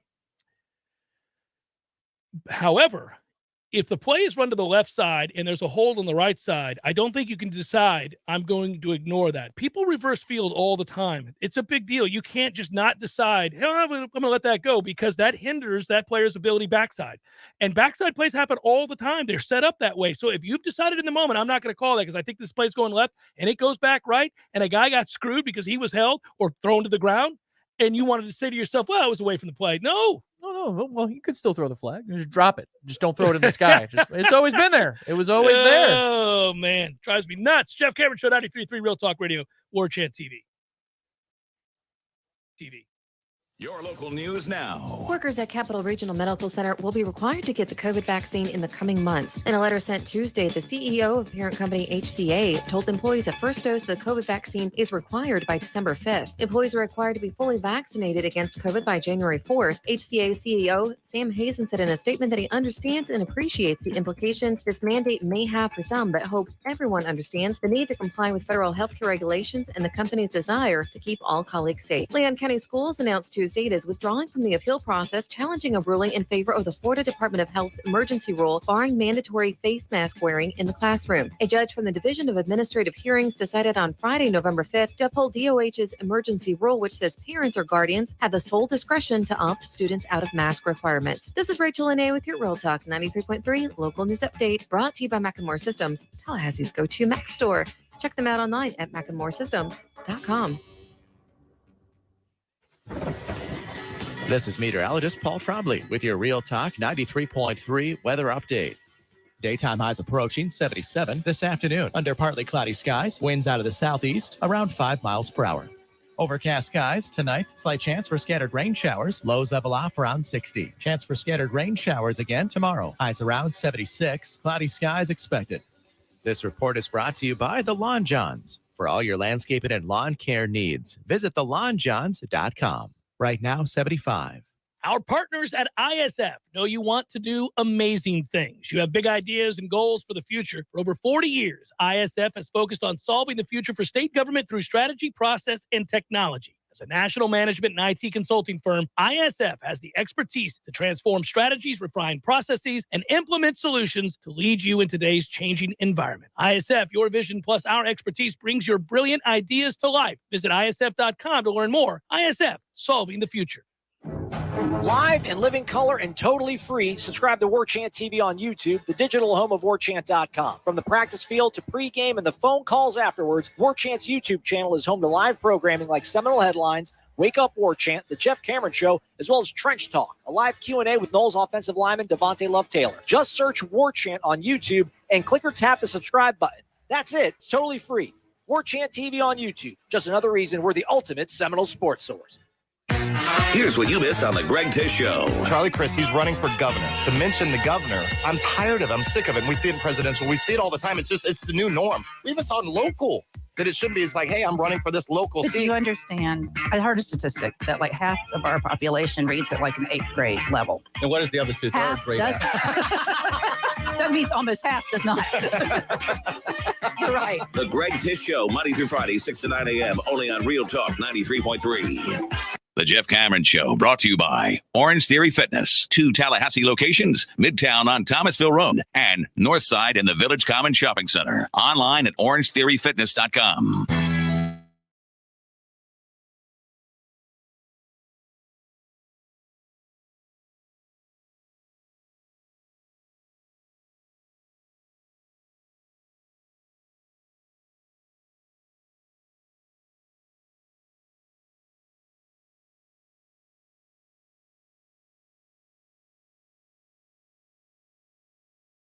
For touchdown, Charlie Ward to Matt Fryer at 93, Devin Bush pick 6 also in that 93 game.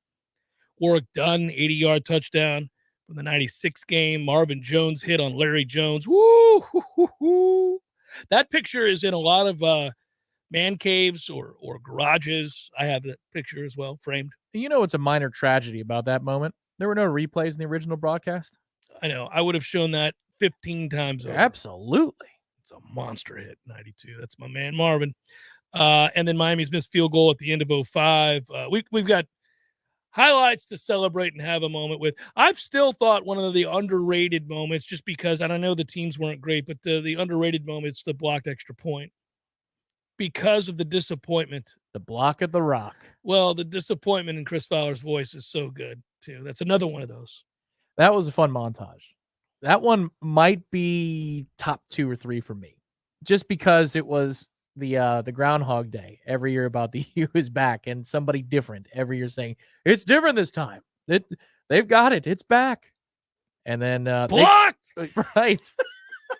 And listening to them, I mean, Fowler saying it's like the old Orange Bowl in here. Like, oh, come on, man. Shades of Little Havana. Yeah, it smells a hell of a lot better in the building you were calling that game in. Blocked. What are you talking about? It's just the crestfallen faces. That just happened? Like it was delirium. And then, whoa, wait a minute. What? And then, what was the call? It was 3rd and 8 or something like that. Jimbo called a quarterback sweep. Brilliant call to end the game. Remember that? Oh, that's right. That is, yeah.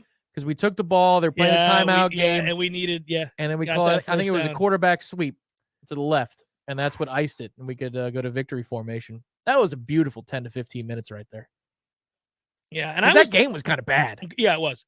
I was down there, of course, for other great moments. Dalvin having himself a day. That woman shooting Jameis Winston the double bird, and she's in the end zone because she can't handle it. I forgot about that. Yeah, she's so angry and rode hard and put up wet.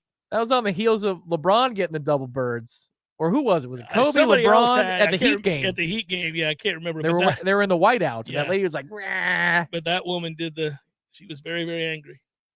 Too many gin and tonics. Like I said, she had been rode hard, put up wet. She had a rough go. Oh, she was having sea breezes at the Miami game. No, starting at 7 a.m. The Heat game was the gin and tonics. Oh, yeah. And then there was, and of course, Dalvin flashed in the 305 after that run is insane. Yep. By the way. And Fowler butchered that call. Mm-hmm. He said that we tied the game, and he had to correct himself. The Noles tied the game to take the lead. Yeah. Well, he was in sorry. denial. Sorry, Chris. He and Bear.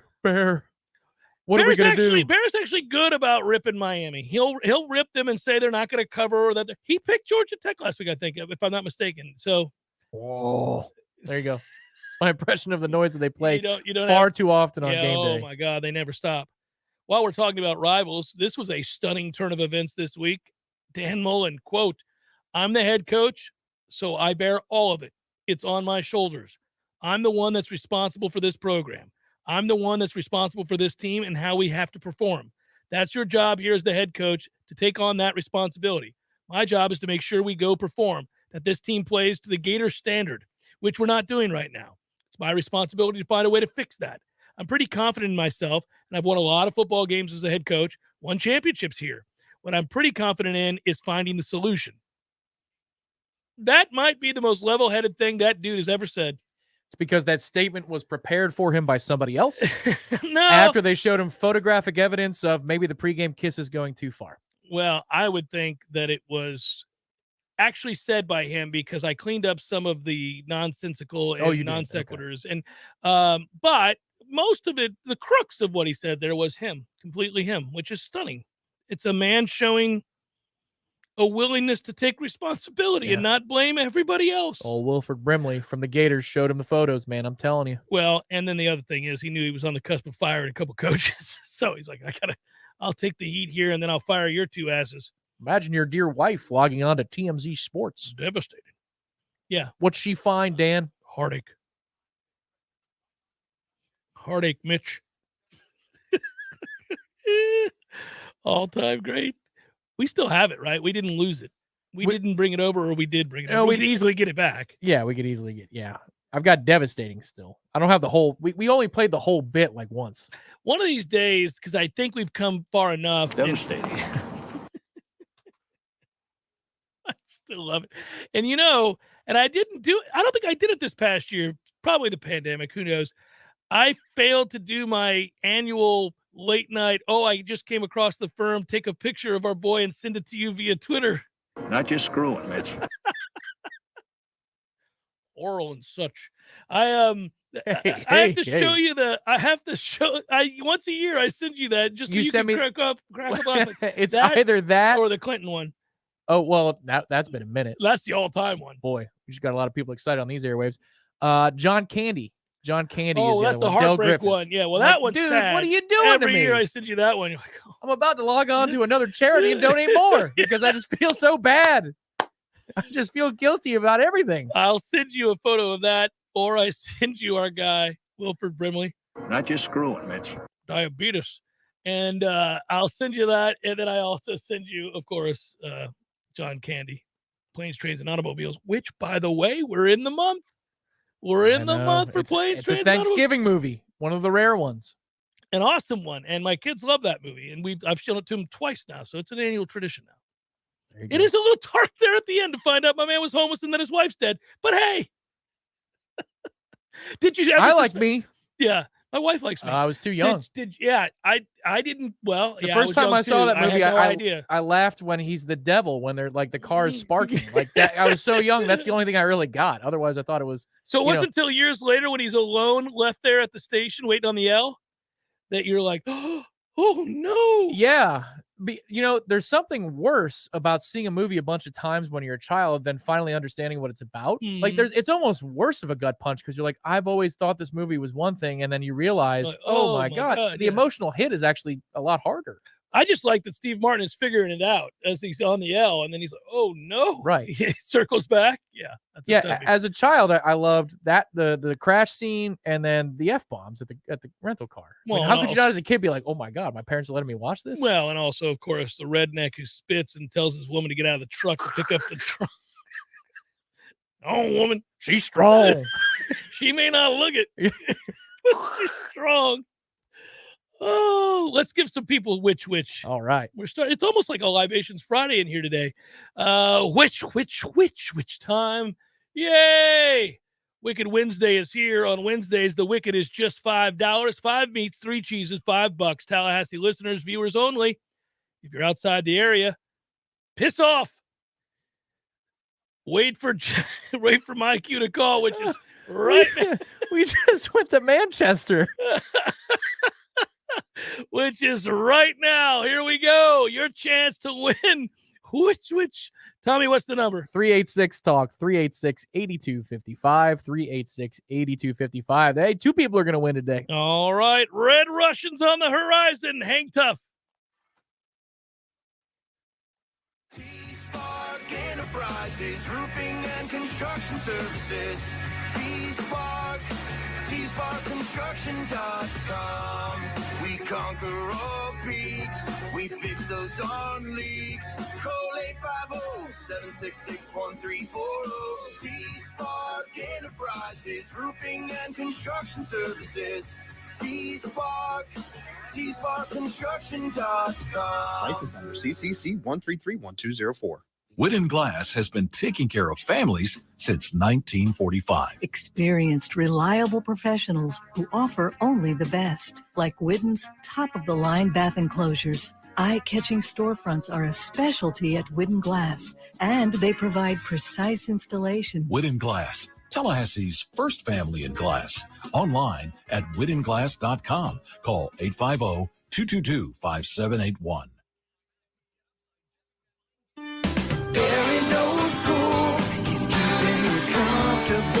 This is Kyle, Service Manager from Barano Heating and Air. Schedule an appointment from your mobile device to learn about our Total Comfort Service Program. With guaranteed same-day service, 15% off necessary repairs, and $25 berry bucks to use towards air filters and other products. Turn to the experts at Carrier and Barano Heating and Air. Any day, anytime, anywhere. Online at baranoac.com. Florida license CAC 1816-186.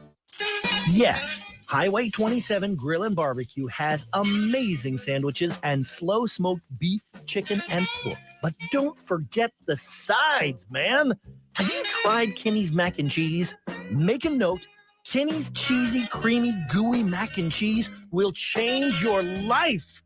And that's just one side. Make the trip 1 mile north of Havana to Highway 27 Grill and Barbecue. Get your fill at the grill. This is Dr. James Ryan Finn from Finn Chiropractic, and the holiday insanity is upon us. It's Halloween, it's Thanksgiving, it's Christmas, it's New Year's, and oh my gosh, Valentine's Day is around the corner. Well, don't wait to Valentine's Day to give yourself some love. Come to Finn Chiropractic. Let us get to the cause of your headaches, neck pain, back pain, numbness, and tingling before the holiday insanity takes its toll. Contact us at finnchiro.com. That's FENNCHIRO.com, because your chiropractor loves you and there's nothing you can do about it. Live and living color and totally free. Subscribe to Warchant TV on YouTube, the digital home of Warchant.com. From the practice field to pregame and the phone calls afterwards, Warchant's YouTube channel is home to live programming like Seminole Headlines, Wake Up Warchant, The Jeff Cameron Show, as well as Trench Talk, a live Q&A with Noles offensive lineman Devontae Love-Taylor. Just search Warchant on YouTube and click or tap the subscribe button. That's it. It's totally free. Warchant TV on YouTube. Just another reason we're the ultimate Seminole sports source. Jeff Cameron Show is a production of the Warchant.com Multimedia Network. Check out Warchant.com today for the latest news inside Florida State athletics. That's Warchant.com. Now, back to Jeff on Real Talk 93.3.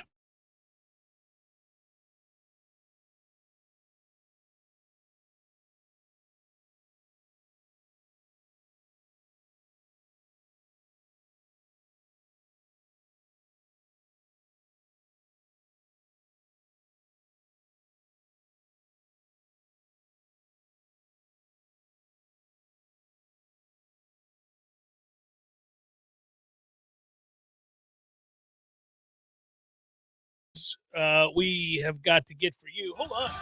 Oh, we're just going to crank some Colt? No, we're not. You know what we should do? I told the Gremlins, you go away, you Hey, Greebles. tell the Gremlins, hold on. We haven't played the Clash in forever because we don't have the third hour. So if you just want to rock a little Clash, we can go back. I got to put that in the rotation for the final hour, right? Yeah, Radio Clash. Yeah, I don't want to get us, zapped by the bots. We'll see if the Colt, that was enough of the Colt for us to get zapped We today. probably won't get zapped. I don't think so. I think we'll be all right. They hit you they said you were singing. I'm not They hit even me kidding. recently? Yes, this is awesome.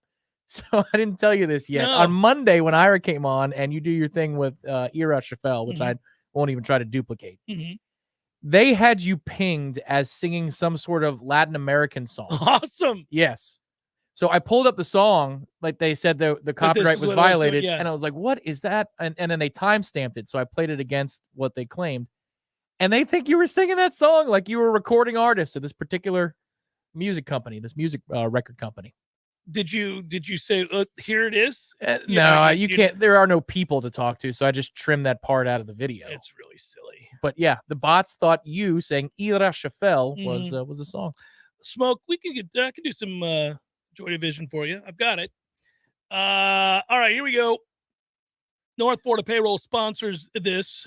North Florida Payroll Services sponsors this next segment in which we try to make you some money.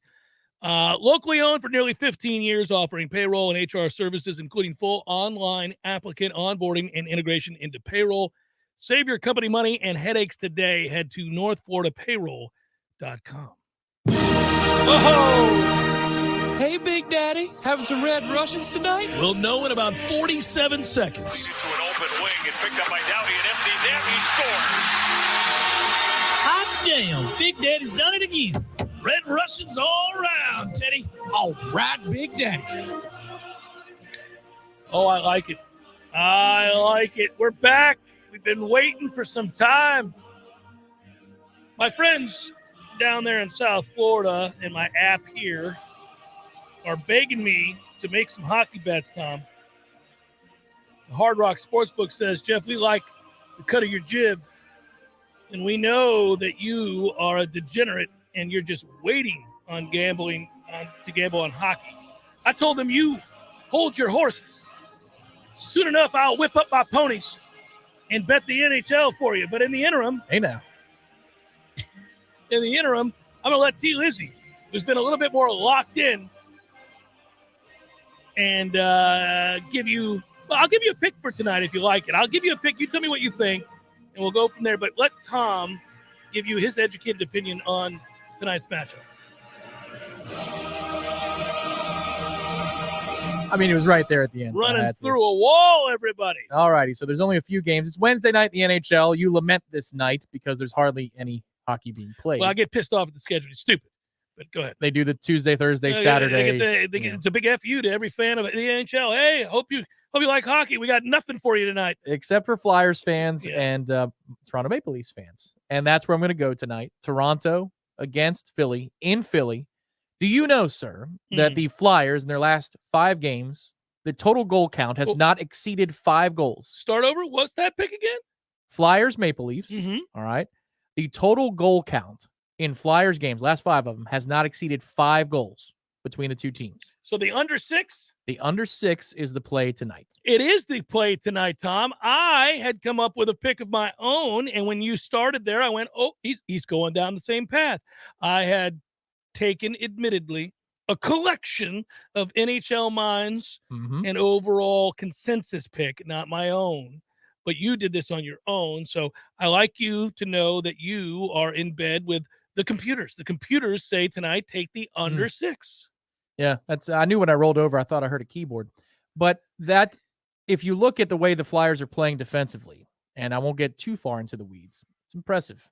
Goaltending is stout, and Toronto can play low-scoring games. The bet here, you got to pick two sides. It's either Toronto in the over or Philly in the under. I'm just sticking with the under because I think Philly is going to dictate the play. So, very simple. Tom, what about for our true sporting friends? We get in here, we decide, here's the wager.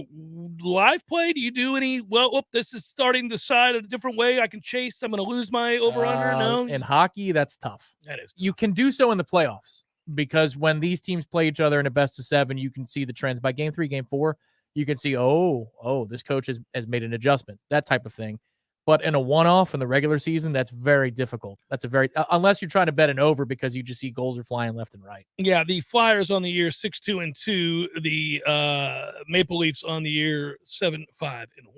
Just if you're wondering at home, what's what. So should be a good match, right? I'll be watching. Yeah, yesterday I saw that the Hard Rock app was trying to entice me to bet Lightning Hurricanes as the booster. It was Lightning win plus 6 or more goals total between the two teams, and I didn't want any part of that because if that game goes to script, it's going to be under by 1 million. And last night was 2-1 in overtime. You know, it's funny. They send me a series of parlays they'd like me to wager, and then down at the bottom they have the caveat: do you need to learn about responsible gambling?